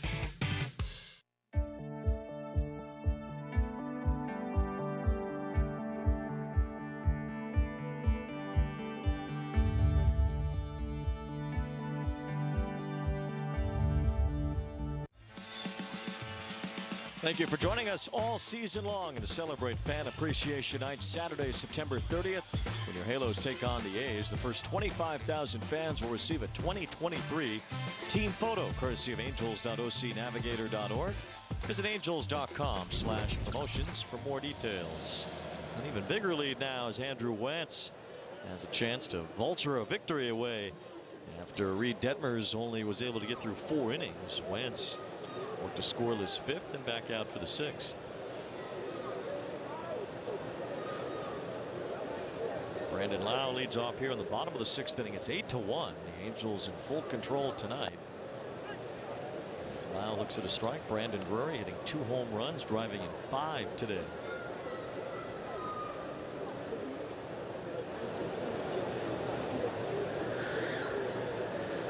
So Ice Cube saying that's a good day, right? Yeah. This kid knows what he's talking about. Last time the Angels won a game by more than 4 runs. They have to go all the way back to Detroit. Last game of that series against the Tigers, it was game 2 of that doubleheader when Shohei made Major League history. 2 home runs after pitching a 1-hit shutout in the first game. The Angels won that game 11-4. It was July 27th. That's the last time they won a game by more than 4. Still was literally one of the most amazing things I've ever seen. Have a 1-hit shutout. Shohei Ohtani on the mound game 1. First of his major league career as far as complete game shutout. First at bat. Not quite loose after probably icing down after that first game. And then next 2 at bats, home run to left, home run to right. Now I'm loose. It was a remarkable day. It was unlike really any day in Major League history. How do you foul that ball off, by the way? This is Jonathan Aranda at the plate for the Rays.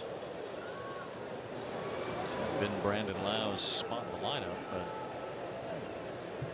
it's Aranda batting instead and grounding one sharply off the glove of Stefanik. It's a base hit for Aranda. So as a pinch hitter, he gets a base hit. The Rays pinch hitters are batting over 300 collectively this year. That's the best in the majors. Well, it goes back to that able to foul off a tough pitch and then still kept his bat alive, and then a base hit up the middle just off the glove of Michael Stefanik.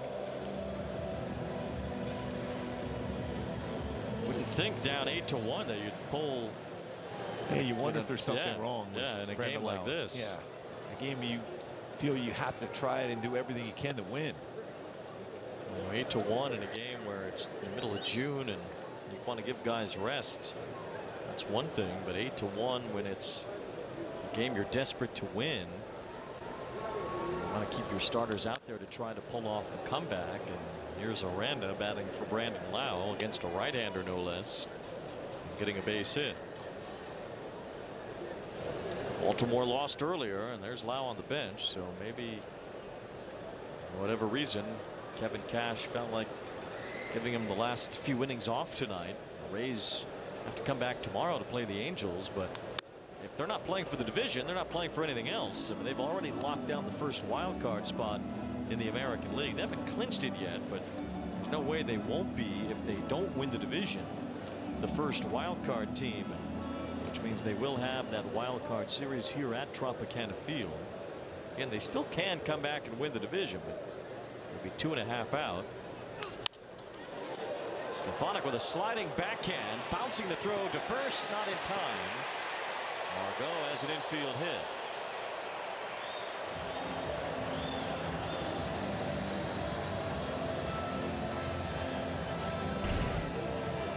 The way the defense was set up, it's such a long way to go if you're Zach Neto to get to second base for that force out.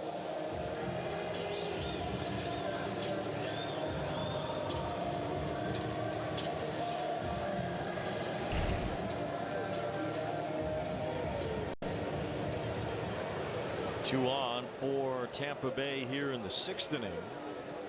The batter is Taylor Walls.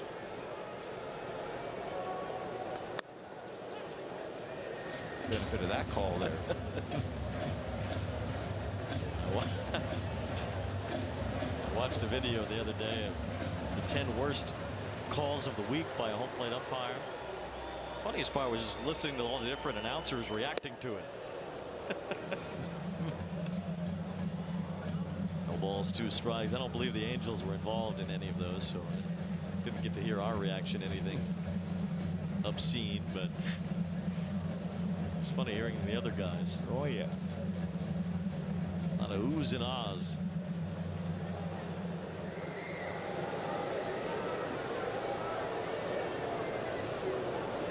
Balls, 2 strikes as Walls takes ball 1. That's a pretty good take after the first pitch was called a strike. Even though that was off the plate.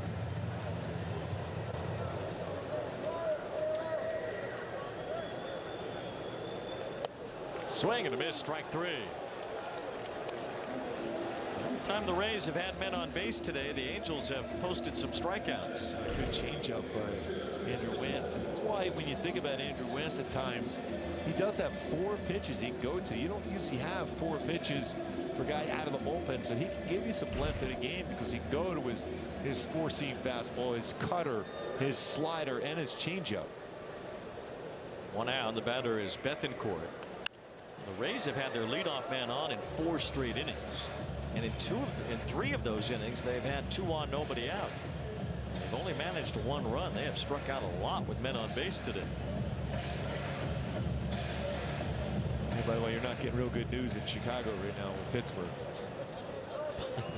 The Pirates have blown up the Cubs at Wrigley. Justin Steele, his 2nd straight rough outing. He's 7-1. his name in that Cy Young conversation in the National League. I think Blake Snell's put it away now. Wow.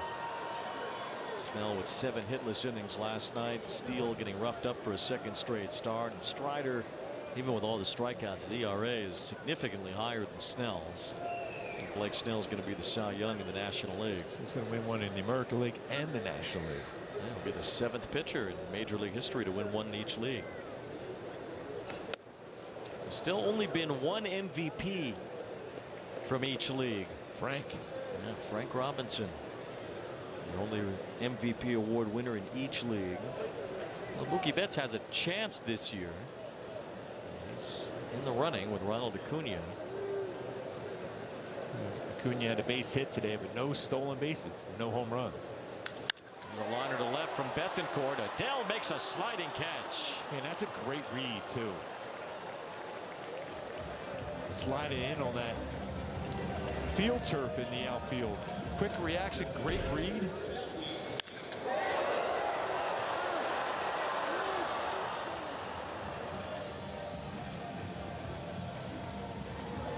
Well, there was a time when you had the old AstroTurf where you slide in there, you're going to take a chunk of skin off, whether it's your hand or your arm. A little different now on this field turf.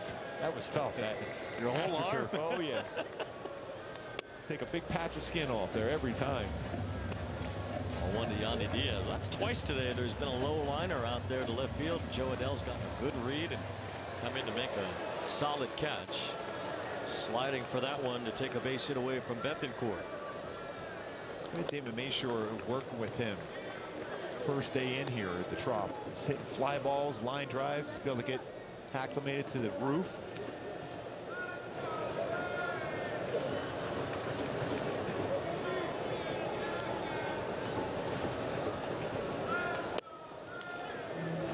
Two balls and a strike on Diaz. Toronto's still leading the Yankees 1-0. Gossman's really good today. 10 strikeouts. 6 shutout innings for the Jays against the Yankees. 7th inning now at Yankee Stadium. 3-1 on Yandy Diaz. Toronto entered today a half game behind Houston, half game in front of Houston, and a full game in front of Seattle and Texas. So the Blue Jays would need to win to maintain all of that. The other teams all won earlier today. The crazy thing is they have less losses than all 3 teams in the AL West. Jays. They're just ahead of all 3 of them. So they would be the 2nd wild card right now, which means they would come here to Tropicana Field if the standings hold as they are right now, which they probably won't. A whole lot left to be decided. Yes. Especially the Jays play the Rays 6 more times. These are going to be some games, and really the playoffs start this weekend for all of those teams trying to make it in the American League that are just hanging on. Houston, Seattle, Texas, Toronto. There will be a division winner among that group and 2 of the 3 wild cards.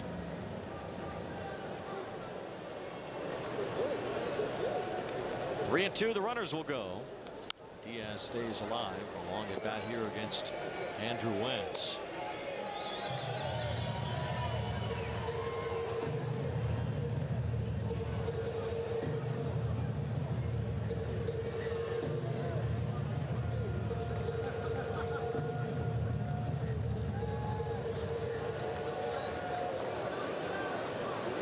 And 2 again coming to Yandy Diaz. Lifted over first down the right field line.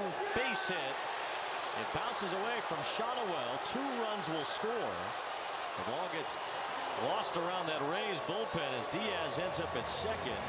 That's a perfectly placed blue 2-run double to make it 8-3.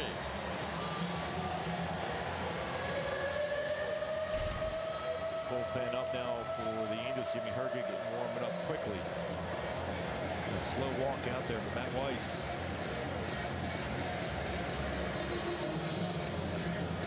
Just a tough play for Shotwell. Almost got there, and then once that ball hit the turf, it made a 90-degree turn.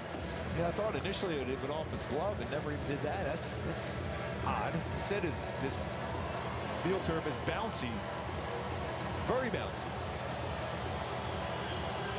That's why when we talked about it earlier with Stefanik on a ball where it was popped up. Paredes had to pop up to second base, didn't even run to first. Normally you'd think about letting that ball drop and getting a double play out of it, but I don't know where the ball's going to end up if you let it drop here. Baseball kicks that far to the right when it wasn't even touched.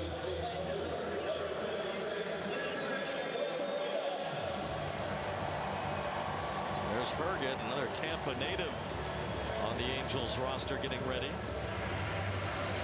Tampa Bay getting 2 back. The Angels still up by 5 here in the 6th inning.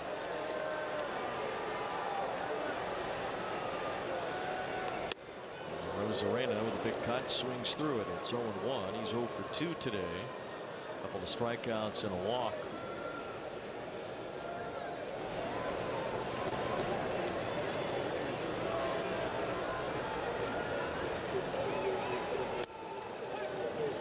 It's on the inside corner, and it's 1 ball, 1 strike.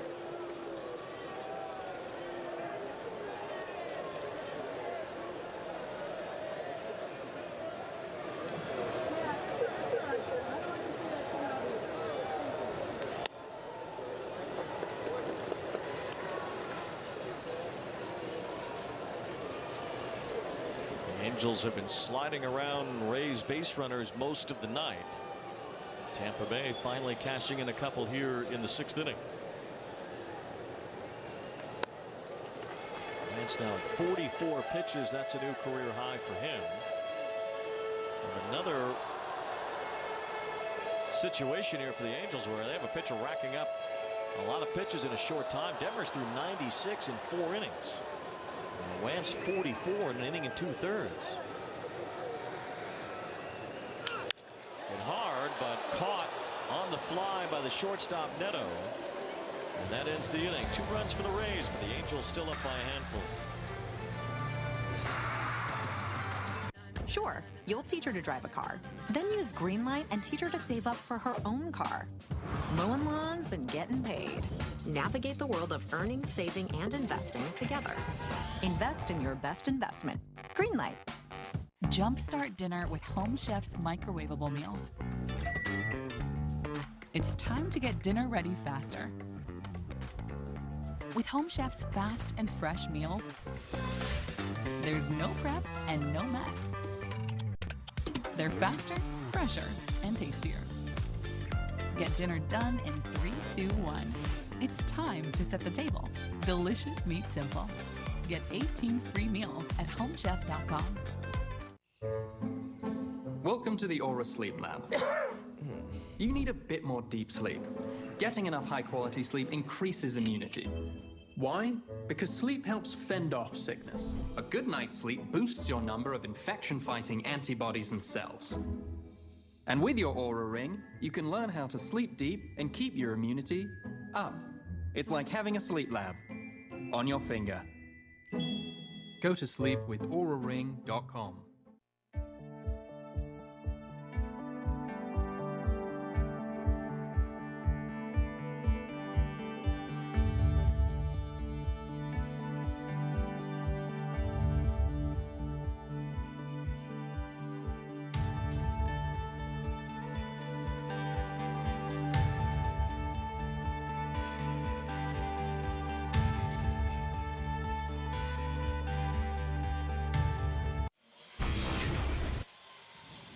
Andrew Wance able to get out of the bottom of the 6th inning thanks to a low line drive that a Rosarena hit to Zach Neto.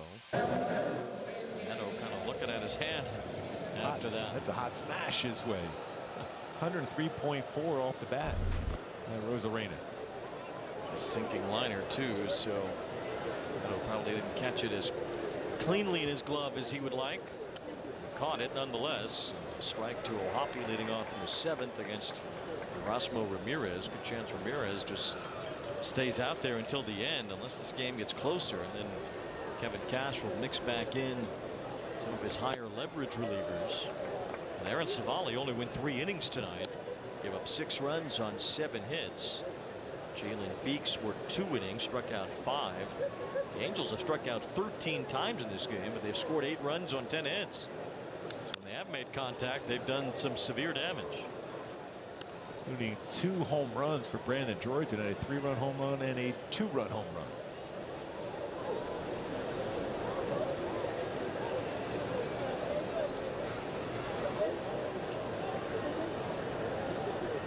It's 5 RBIs in total for Drury. Now 75 runs batted in this year. Going this now 23 home runs, second on the team in each category. By pretty wide margin, especially in runs batted in.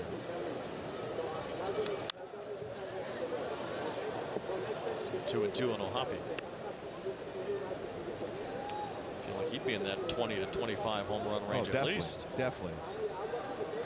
He's hit 11 in about 40 games. He's playing his 42nd tonight. Pops this one up. Reid after looking for help, and he makes the catch. Didn't need any. That was a pretty good play over the shoulder. Like that was no big deal at all. Good catch by Paredes. 1 out. Celebrate Shohei Ohtani's historic season Saturday, September 30th. First 25,000 fans will receive an Angels Kabuto, courtesy of angels.ocnavigator.org. Halos will take on the A's. Visit angels.com/promotions today. They're going to be elbowing their way into Angel Stadium that night. We've seen so many homemade Kabutos this year, and now the Angels giving one away. Might be the highlight of the giveaway season at the very end of the year. Yeah, it's going to be a lot of fun on that one. Certainly in the non-bobblehead category, that's going to be #1 on the list. That's the Angels one. Yeah, I don't think they're giving that one away. That was on special order. Yeah, yes. For Shohei. Joe Adell at the plate. And that story earlier in the year when the Angels were trying to get that Kabuto, and they were originally told that it was going to take 2 or 3 months to get it, until Ippei dropped the Shohei reference, and then it was overnighted. Shohei says we need that. Okay. Oh, it's for Shohei. Here's one tomorrow. Yes. Oh, it's already there.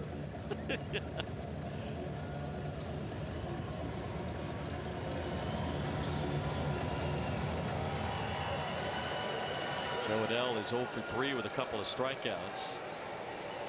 Made some really good defensive plays out in left field today, though.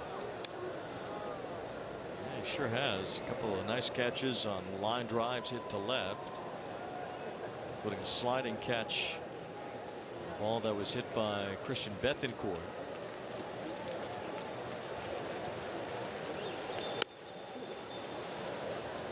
Still 2 balls, 2 strikes. Now 3-2 after that pitch missing the zone. Let's see a cutter now.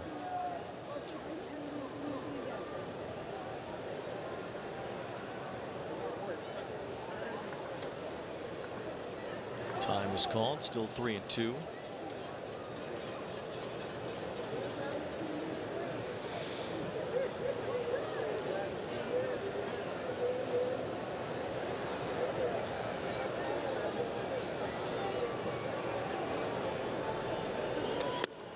Swing and a miss as Ramirez went to the breaking ball.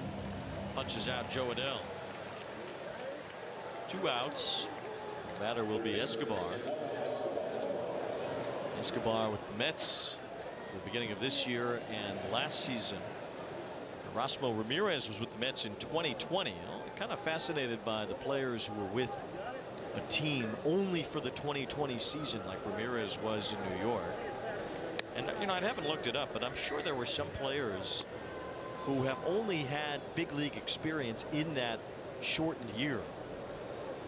Hard to feel like they got the full experience without playing in front of fans in these ballparks. Escobar with a ground ball that Miranda backhands. And that ends the 7th.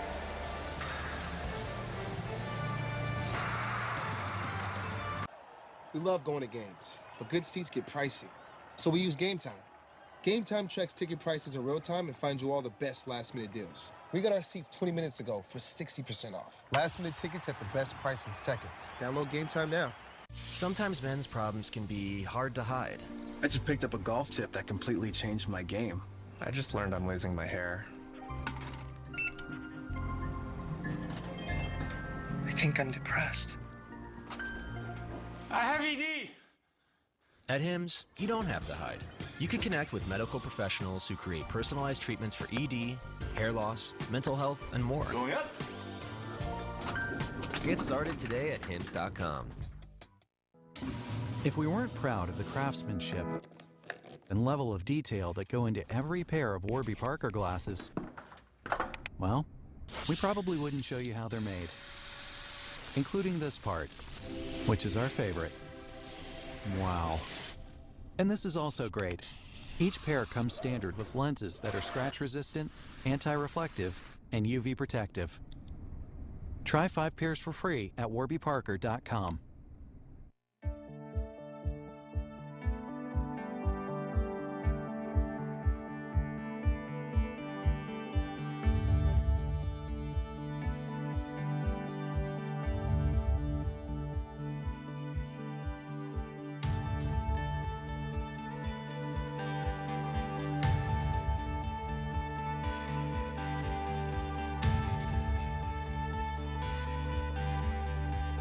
Angels baseball and Valley Sports brought to you by Metro Water District. For water-saving tips and rebates, visit bewaterwise.com.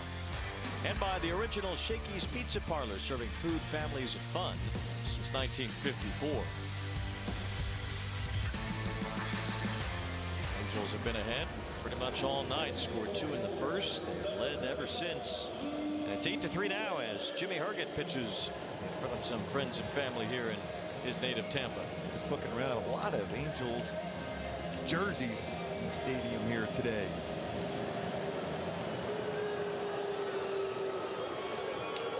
The Angels have had a big following on the road this year. They've had the second highest road attendance out of any American League team, and I don't think that's a coincidence.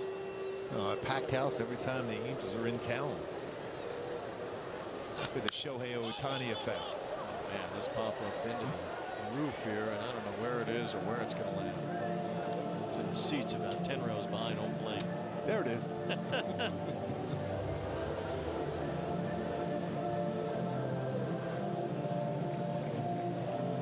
I'll be trying to figure out. Look, I don't know. It's somewhere up there.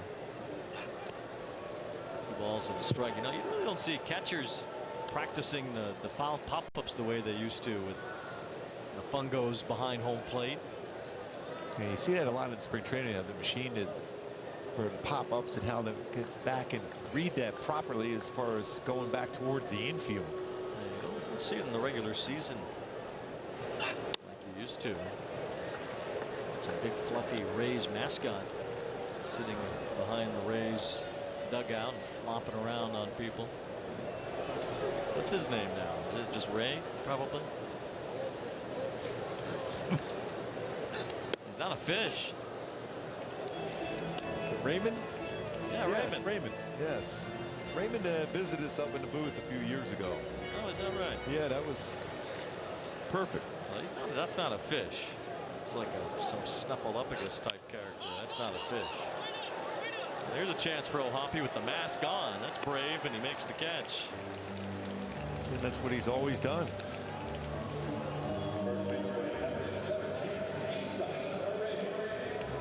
Luke Raley fouls out.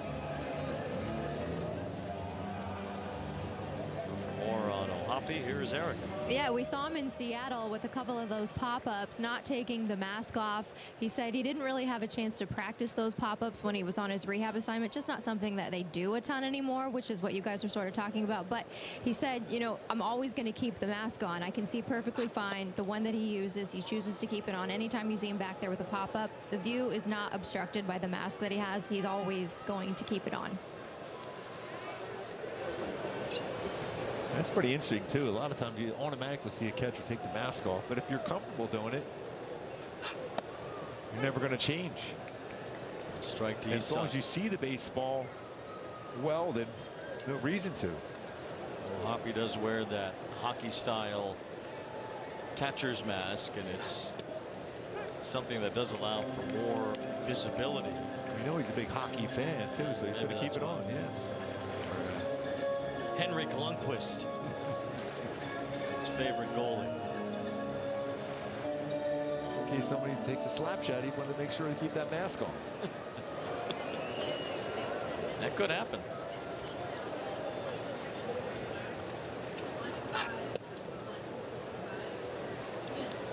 Just over 15,000 in attendance here at the Trop tonight, just like yesterday. A lot of Angels fans here, though. Just talking about that, the Yankees are the only team that has had more fans watch them on the road this year than the Angels in the American League. And certainly Shohei Ohtani has a lot to do with that, putting butts in seats everywhere he goes, especially at Angel Stadium. Yeah, I remember a couple of years in a row at Yankee Stadium, Shohei Ohtani jerseys sold out at Yankee Stadium. That is incredible. 3 balls, 2 strikes on Paredes.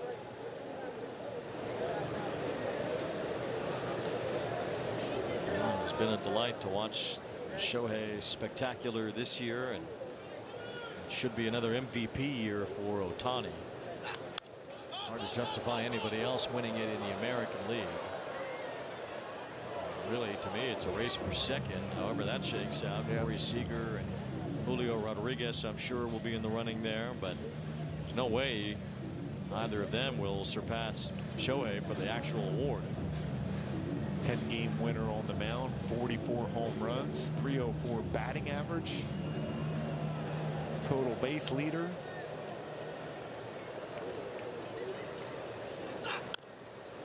That's all while he's missed in almost 3 weeks now. Yeah. What, 167 strikeouts, 132 innings pitched. That's unbelievable. Well, not too bad. That should not only be the MVP, that should be another unanimous MVP, and nobody's ever won 2 of those. Nobody in the history of the game has been unanimous MVP twice. Shohei can accomplish that this year. Long at bat, but Herget strikes out Paredes. You know it too. Throws him to that inside curveball.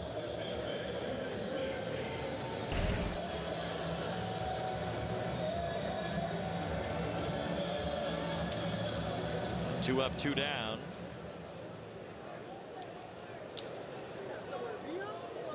Frees him. Indoor curveball. Tried it again. He's got the frisbee working. Bring the frisbee home. Jimmy Herget from the Tampa area. I think Jimmy likes pitching here in this ballpark so far. The University of South Florida. He was drafted originally by the Reds in 2015.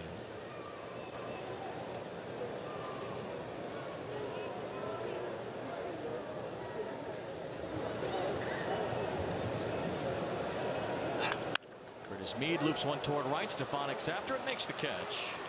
And Herget has a 1-2-3, bottom of the 7th.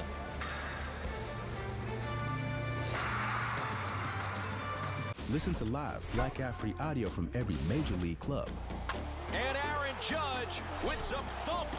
Stream video of minor league games. That's a go-ahead grand slam. And watch the best baseball highlights and look-ins on MLB Big Inning.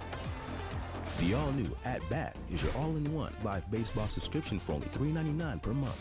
There she goes. Home run, Pete Alonso. Subscribe to At Bat within the MLB app today. I'ma do what? That's on me. Watch games and coverage all day, every day, your way on MLB Network.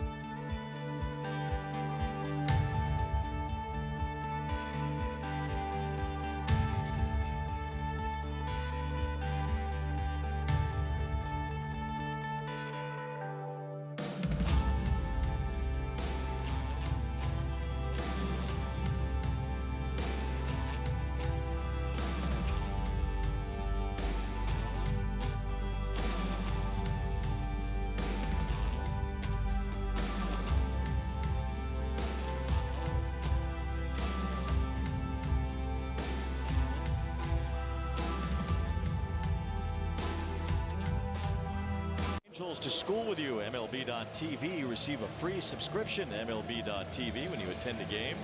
Blackout and other restrictions apply. Visit MLB.tv for details. Brett Phillips leads off in the 8th inning.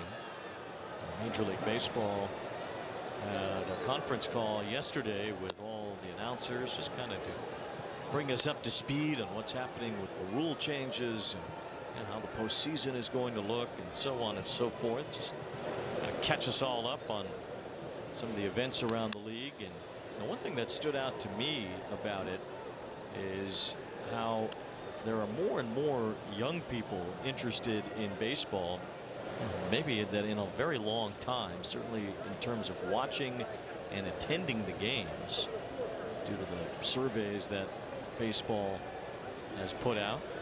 I totally agree with that. Everybody I've talked to, even whether it's at home, leaving the game, or even when you're on the road, just how much fun they're having watching or being in a baseball game now, just because of the pace itself.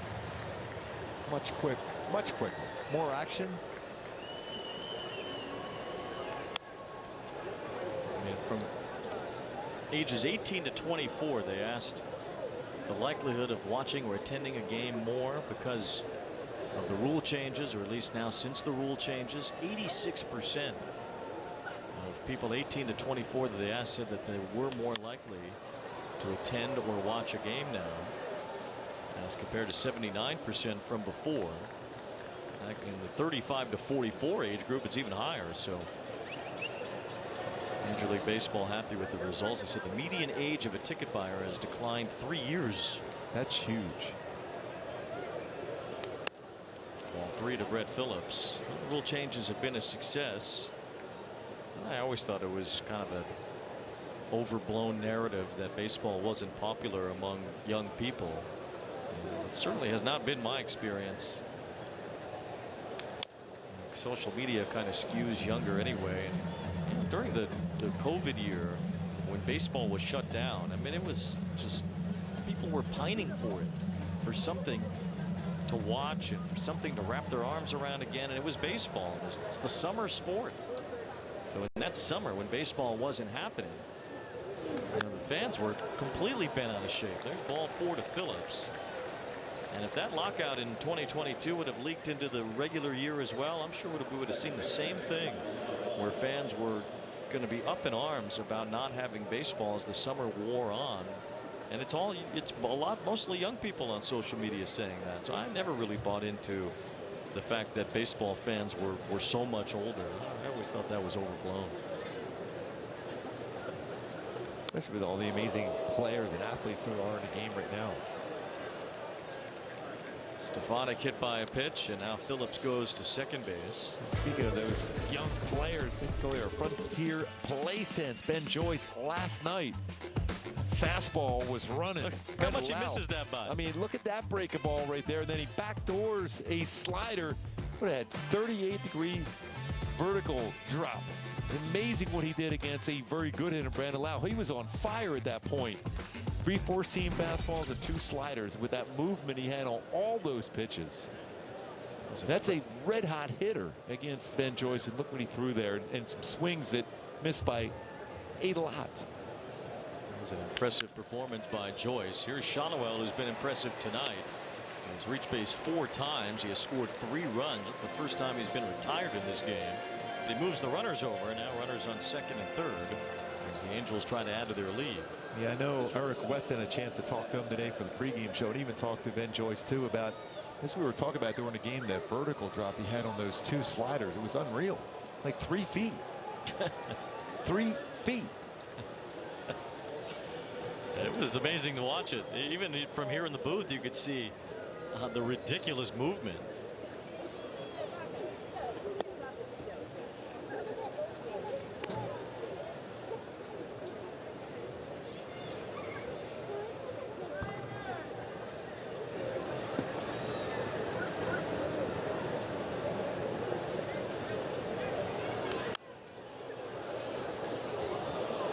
Infield in on this bouncy field turf.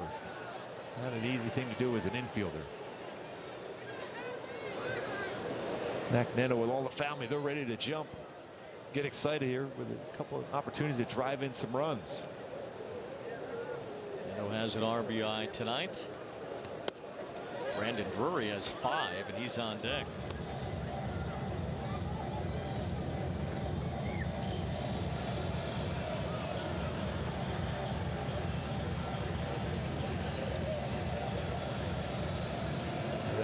Pitch changes now with 2 strikes.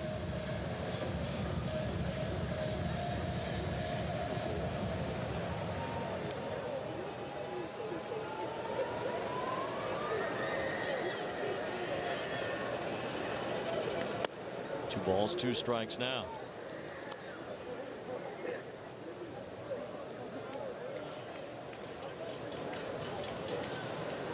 And with a single and a run scored in the first, RBI double and a run scored in the second. Infield in for the Rays. There's ball 3, so Drury's got a chance potentially to really have a huge night. He's already at 2 home runs and driven in 5. Neto walks here and all kinds of RBI chances open up for Drury. Still a chance here for Neto to drive the runs in himself. It's 3-2. He swings and misses out in front of that sweeping slider from Erasmo Ramirez. Brandon Drury, our Toyota player of the game. 42-degree launch angle. 381 feet, 3-run home run, and then number 23 for number 23.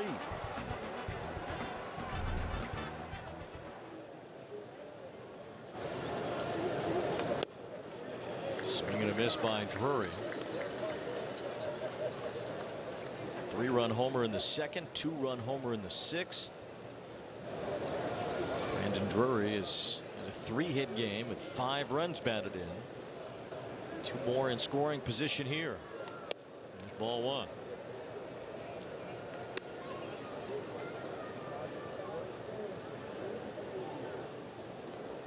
Jose Suarez getting loose now in the Angels bullpen.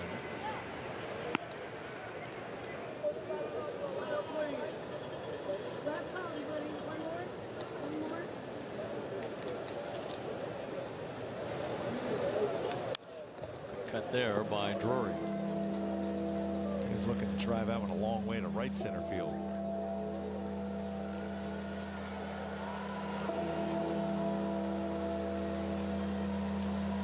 Last Angel to drive in at least 7 runs in a game was Shohei. He did it against the Royals in that 8 RBI game last year.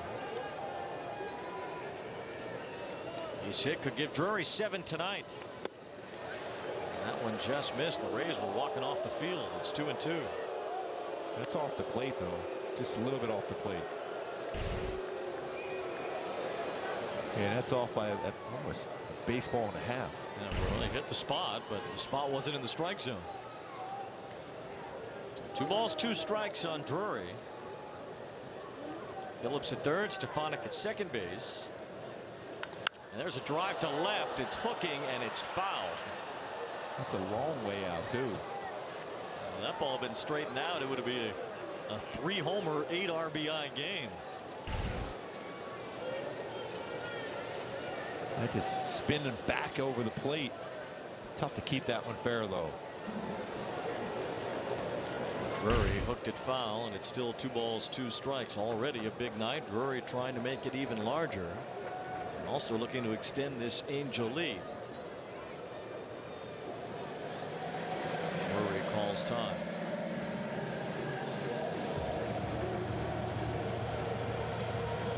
Drury looking for the hat trick here in Tampa Bay Lightning neighborhood of all their Stanley Cups. Turned into quite a franchise. Well, Drury knew that was strike 3, and that ends the inning. The Angels lead 2, and it's still 8-3. The power of baseball goes beyond the field. What an exciting time.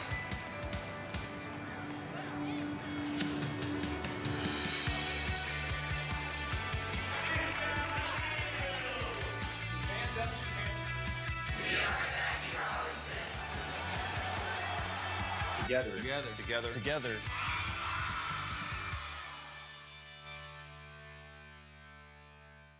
To some, this is a race.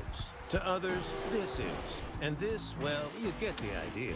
But there's no better race than a pennant race. It's amazing to watch. And nobody prepares you like MLB Tonight. Inside the park we go. With live look-ins to all the big games and breakdowns from TV's best baseball analysts. There's a million things going on. They can come at you fast. You got to take these games one at a time. You'll be up to speed, just like these guys. You think so? I do. I can't agree more. We're in a pennant race. MLB Tonight, every night on MLB Network.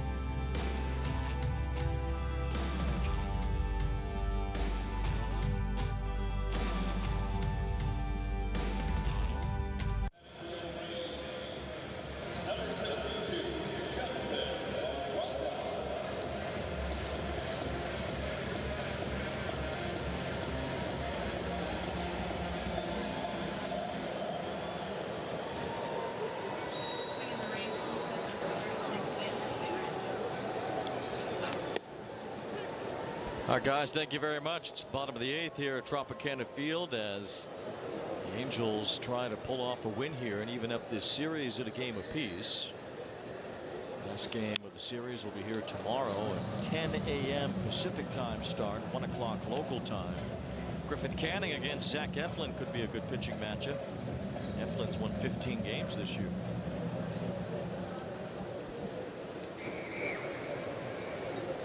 He's become more of a strikeout pitcher. He's more of a ground ball, sinker ball pitcher over the years when he was in Philly. The Rays gave him a 3-year deal in the offseason. They gave him just over $40 million. It's the largest free agent contract they've ever given out. David Fletcher is in the game now for the Angels, playing second base, replacing Stefanik.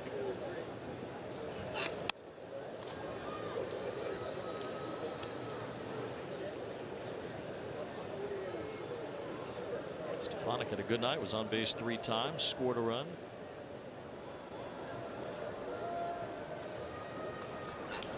So made an error, so that's where Fletcher comes in. It's a fly ball to left field that Joe Adell grabs.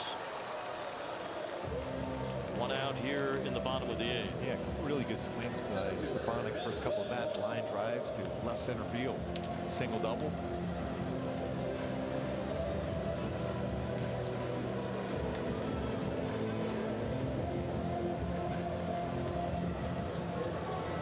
And you look up, the Jays are up 3-0 on the Yankees, and they're still hitting in the top of the 8th with the bases loaded.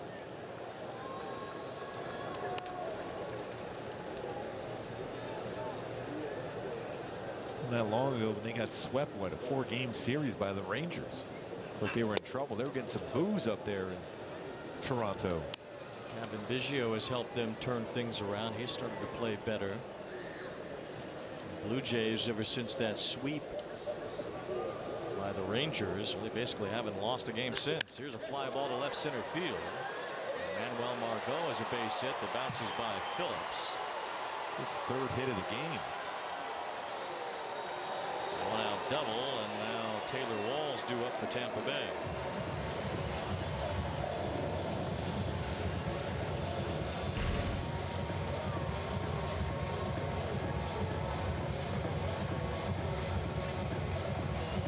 A little bit more of the zone on that one.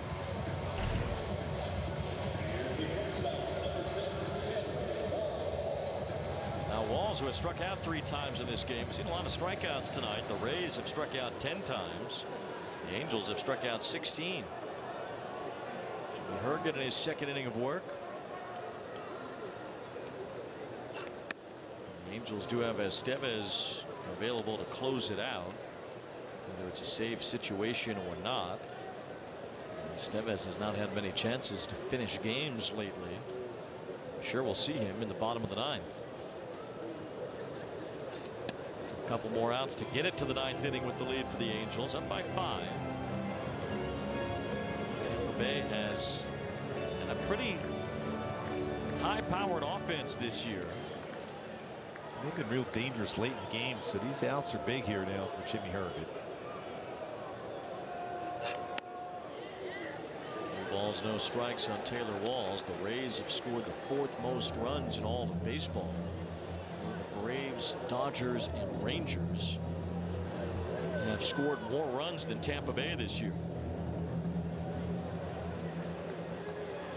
3-0 on Taylor Walls. And there's a free pass, putting a base runner on. The number 9 batter, the catcher, Bethencourt, coming up, and then the top of the order.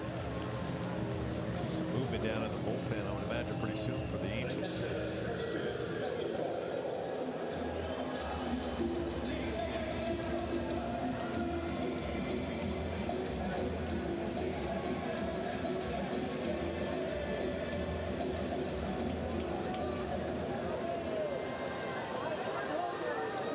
Saw Suarez get up for a moment earlier. He has not made his way into this game. Bethencourt looks at a strike. Herget's thrown over 30 pitches now. One the Angels have used tonight. We've seen the pitch count rise pretty rapidly. Detmers threw 96 pitches in his 4 innings. There's a fly ball hit well to straightaway center field. Phillips is back for it, has room, makes the catch. Tagging from second base, Margot goes to third. What the Angels care about right now is the out. They get the second of this inning. And deep part of the ballpark at 404 sign in front of that warning track.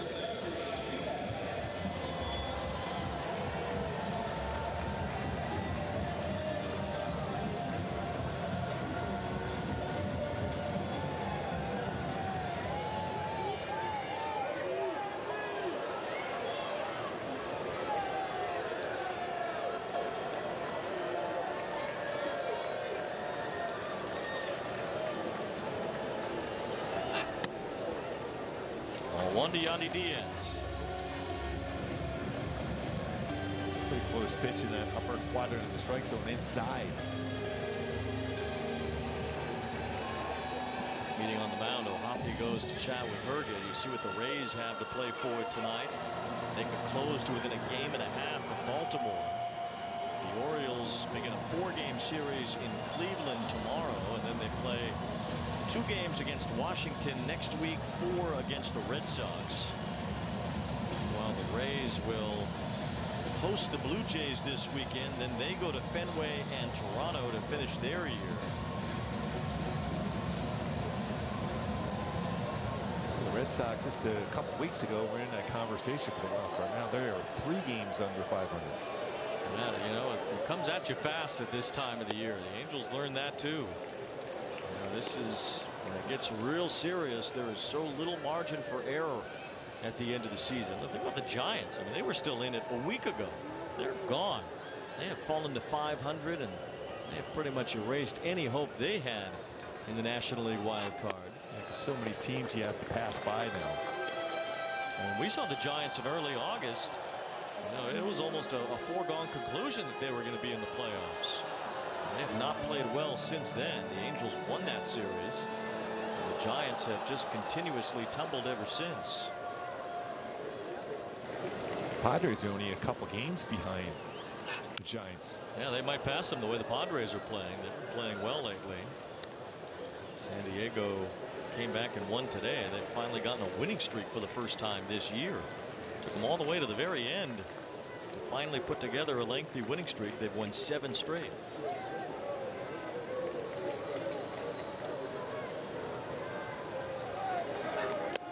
Three and 2 now on Diaz with runners on first and third.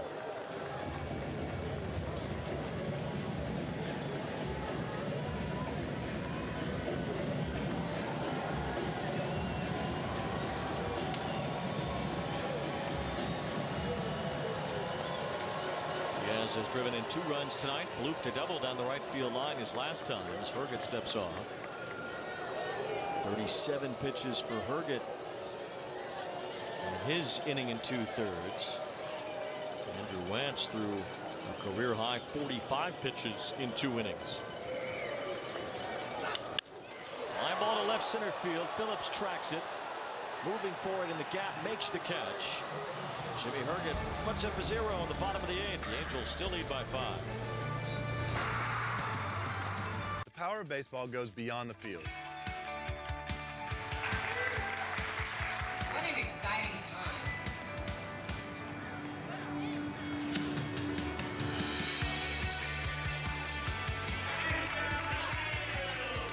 Stand up, we are the Together. Together. Together. Together.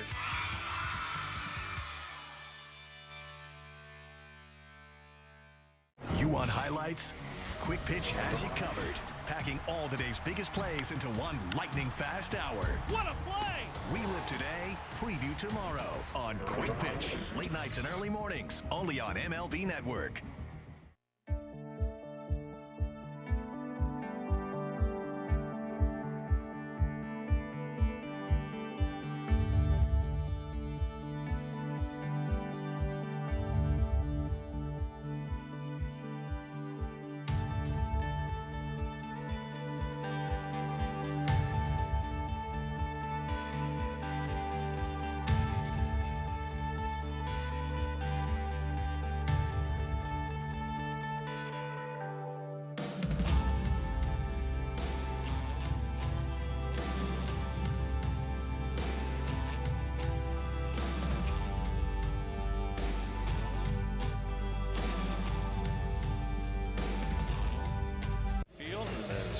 Earlier, some Angels fans in attendance. Zach Neto signing some autographs. Mike Trout signed a ball for that young lady, turning 6 years old at the Trop today. That's a great moment. Of course, Chloe, her good buddy Brett Phillips, her angel in the outfield here at Tropicana Field tonight for Game 2 of this series. And here's Andrew Kittredge on the mound for the Rays.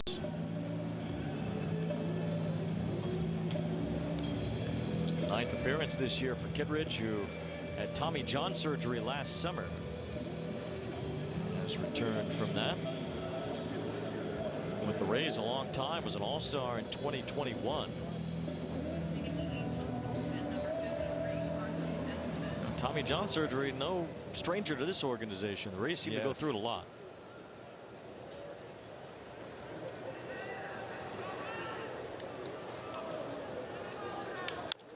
Guys that are recovering right now from Tommy John surgery. I mentioned McClanahan, Jeffrey Springs, Shane Baz, one of their top pitching prospects.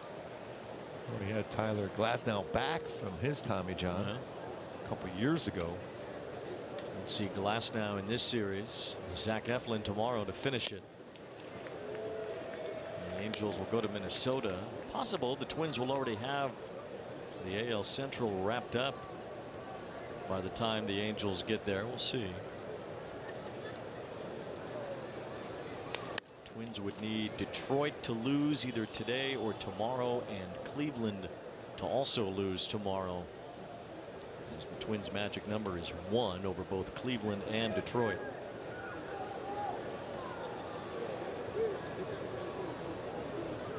Jared Walsh leading off here in the top of the 9th inning.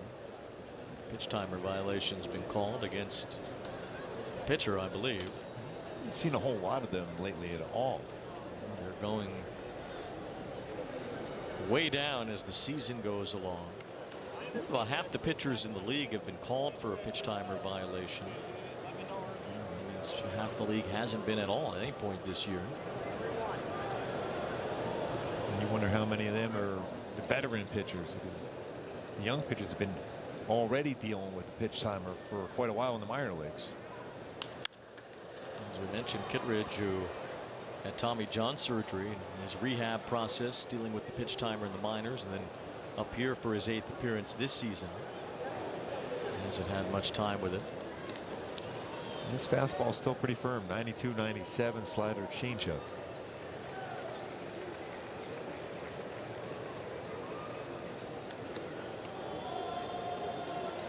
Already got his playoff beard working. Yeah, all fully grown. Might be a Tommy John beard the way it looks. He might have started growing that after he had the surgery last June. 1 out, the batter Logan O'Hoppe. Have to remind people every now and then that Tommy John was an actual human being. Won a lot of games in the major leagues. Roughly 270 wins or so in Tommy John's long major league career, extended by the surgery that bears his name.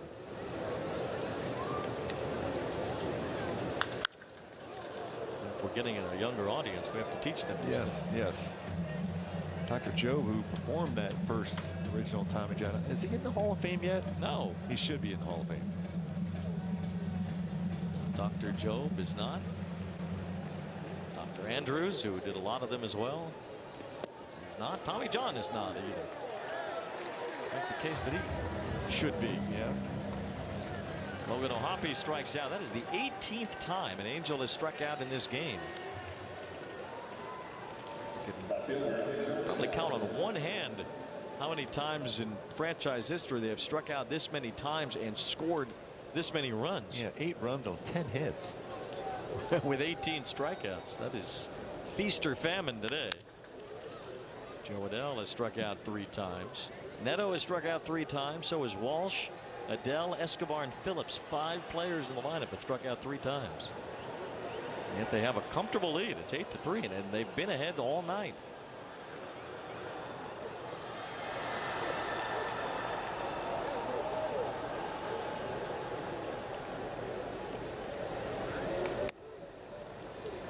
Ball 1 strike. Estevez is up in the bullpen, so he'll pitch the bottom of the 9th inning. Won't be a safe situation, but there'll be a chance to finish this game. Get the Angels back in the win column. Wins have been few and far between lately. Wait, what's going on in Chicago? 11-7. The wind's blowing out. Yes. You never pitched there with the wind blowing out like that. No. But it could have damaged your career ERA if you'd have made a couple starts with the wind howling out. And Clark and Addison. 1 ball, 2 strikes on Adell. Angels have lost 6 straight. So this would be their first win since Reid Detmers' last start on September 11th. Reid Detmers threw the ball well today. It's too high of a pitch count, especially after being pushed back in the start. Will be the scorer's discretion on who gets the win. Wentz went 2 innings, gave up 2 runs. Herget 2 scoreless innings. Yeah, we could never say anything because we thought Marte had that win that one day. They ended up giving it to Jimmy Herget. We thought he had the save in that game. Well, that was a silly one. Today you can make a little bit more of a case, but we'll see. 1 ball, 2 strikes on Joe Adell. Now 2-2. Angels have hit 2 more home runs tonight. If the Angels win this game, it'll be the first time in franchise history they've ever won a game while striking out 18 times in that game.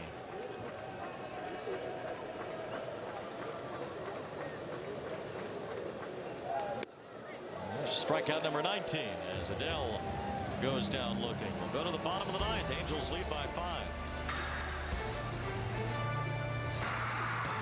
Listen to live, black ad-free audio from every major league club. And Aaron Judge with some thump.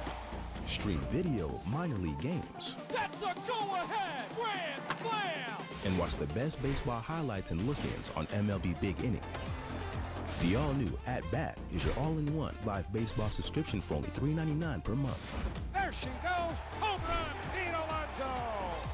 Subscribe to At Bat within the MLB app today.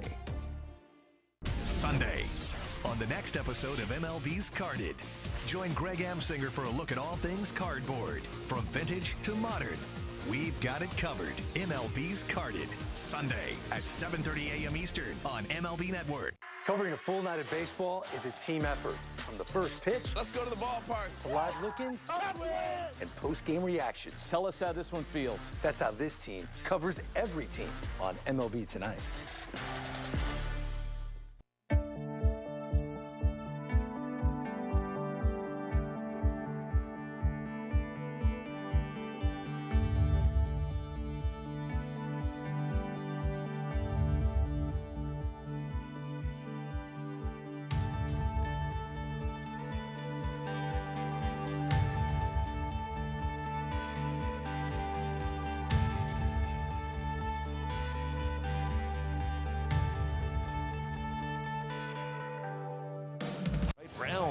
haven't been contact with made. They've been able to run around the bases throughout this game with 8 runs against this very good pitching staff for the Angels, dominating here today from the get-go.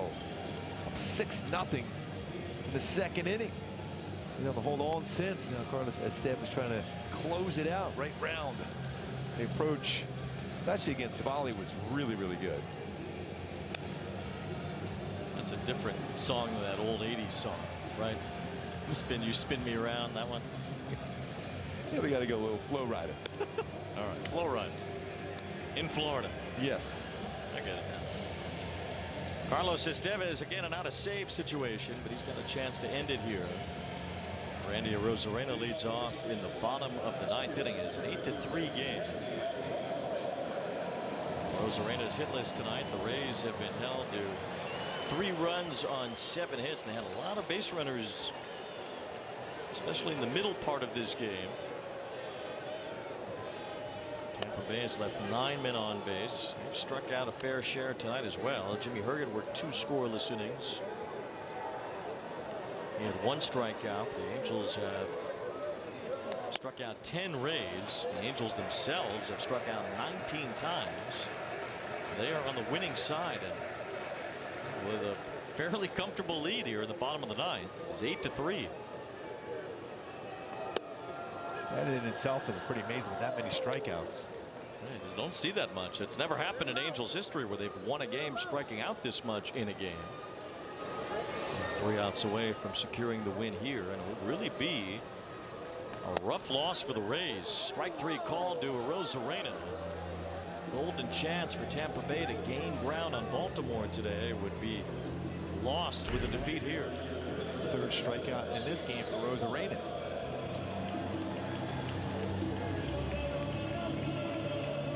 A total, what, 7 batters in this game have struck out 3 times or more.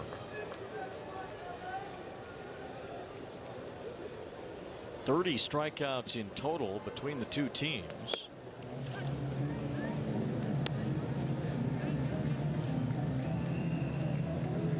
One away here in the bottom of the 9th. Slavis Basabe is the batter. It's a chopper to short. Basabe had the go-ahead hit last night. He bounces out his only plate appearance so far tonight. 2 up, 2 down. Watching down there, and Zach Neto's found by that ground ball play. They're all jumping around still down there. Brandon Drury, 2 homers, 5 RBIs.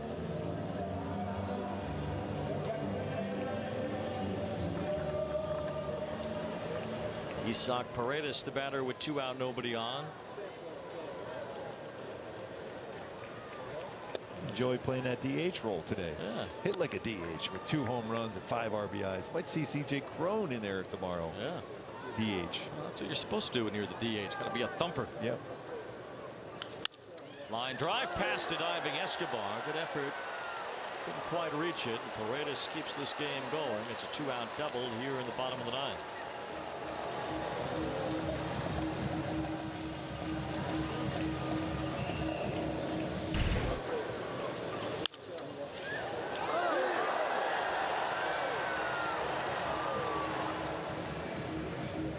Just past the glove of Escobar, diving on that one. Good effort. Batter now Curtis Mead. He's 1 for 4 with a base hit.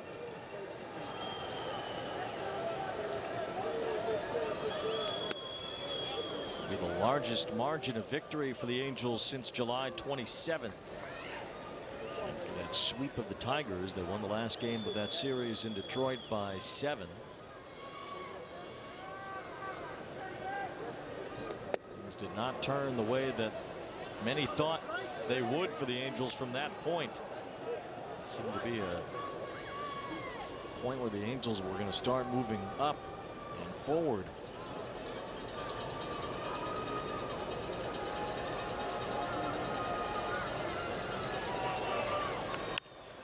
Certainly a win tonight would make things harder for the Rays as they try to catch up to the Orioles in the American League East. Baltimore owns the tiebreaker over Tampa Bay. Looks like the Orioles will maintain a 2.5 game lead in that division.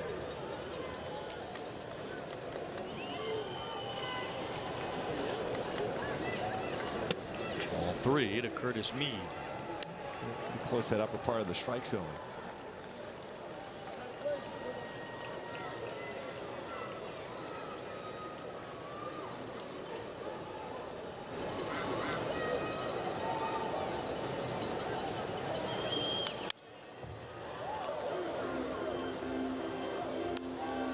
Two now on Mead, a rookie third baseman from Australia.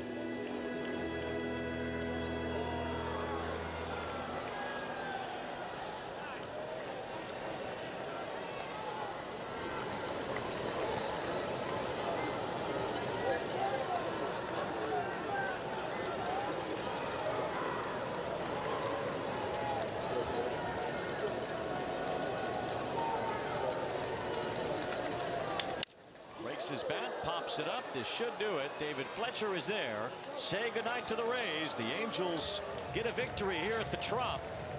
Keeps the Rays 2.5 back in the American League. They're unable to gain ground on the Orioles, and the Angels power their way tonight thanks to a 5 RBI game from Brandon Drury. Yeah, some solid effort all the way around. Brandon Drury, what a game. Now 23 home runs on the season, 75 RBI. Civale extends his on-base streak to 24 games. Zach Neto, a couple hits in the game. Stefanic, a couple hits in the game. All around good effort on the offensive side. First win in Angels history in a game where they struck out as much as they did tonight. But Brandon Drury didn't miss much. He connected on 2 home runs early in this game. He hits that one to left. It's more traditional way you've been seeing him in home runs. This one to left center towards center field. That one out. The season he has had. And look about all the extra base hits for Brandon Drury with 23 home runs, 26 doubles, and 3 triples. And playing solid second base. DH today, though. All around great game. Brandon Drury. Big story, too, is the Rays were just 2 for 16 with runners in scoring position in this game. They left 11 men on base. They had a lot of chances early, and they just could not find their way through. Reid Detmers worked out of some trouble. So did Andrew Wentz. So did Herget. And the Angels were able to keep the Rays away tonight. Still a lot to like about the way Reid Detmers threw the baseball today, too. I mean, even though the pitch count was higher than he would like to do, but I'll tell you, he keeps using that changeup well. A couple more strikeouts with his changeup today.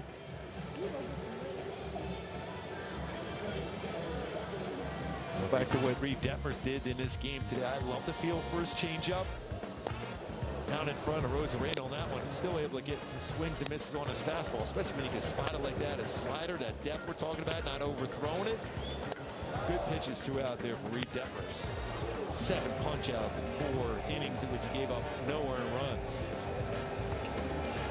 Great effort there by Reid Detmers. Not go deep enough into the game to get the victory, but the Angels get the win. Brandon Drury had a huge night. He's standing by with Erica. Guys, thanks very much. Drew, you had 5 RBI in the game tonight. That's 1 shy of your career high. To go along with the 23 home runs of the season, what do you make of the way your offense has come along this year? It's been streaky. We've been struggling for a little bit now, so today felt good. Yesterday, too, to get back in my rhythm again. Yeah, you're settling into that DH spot. Seen you a little bit more recently there. How do you feel being in that position now? It's fine. I just want to get at bats. I like playing second too, but I just want to be in the game hitting. The young guys, that's been the story recently. You're kind of in that mentorship role with them. Neto, Civale, Logan, they're all showing out once again tonight. How you feel about the way they're progressing now that they're back, getting healthy, and here really getting an opportunity to perform? Yeah, all those guys are studs. A huge part of our future for sure. Really good players, really good kids, and a lot of talent too. Thanks for the time. Nice job. Thank you. All right, guys.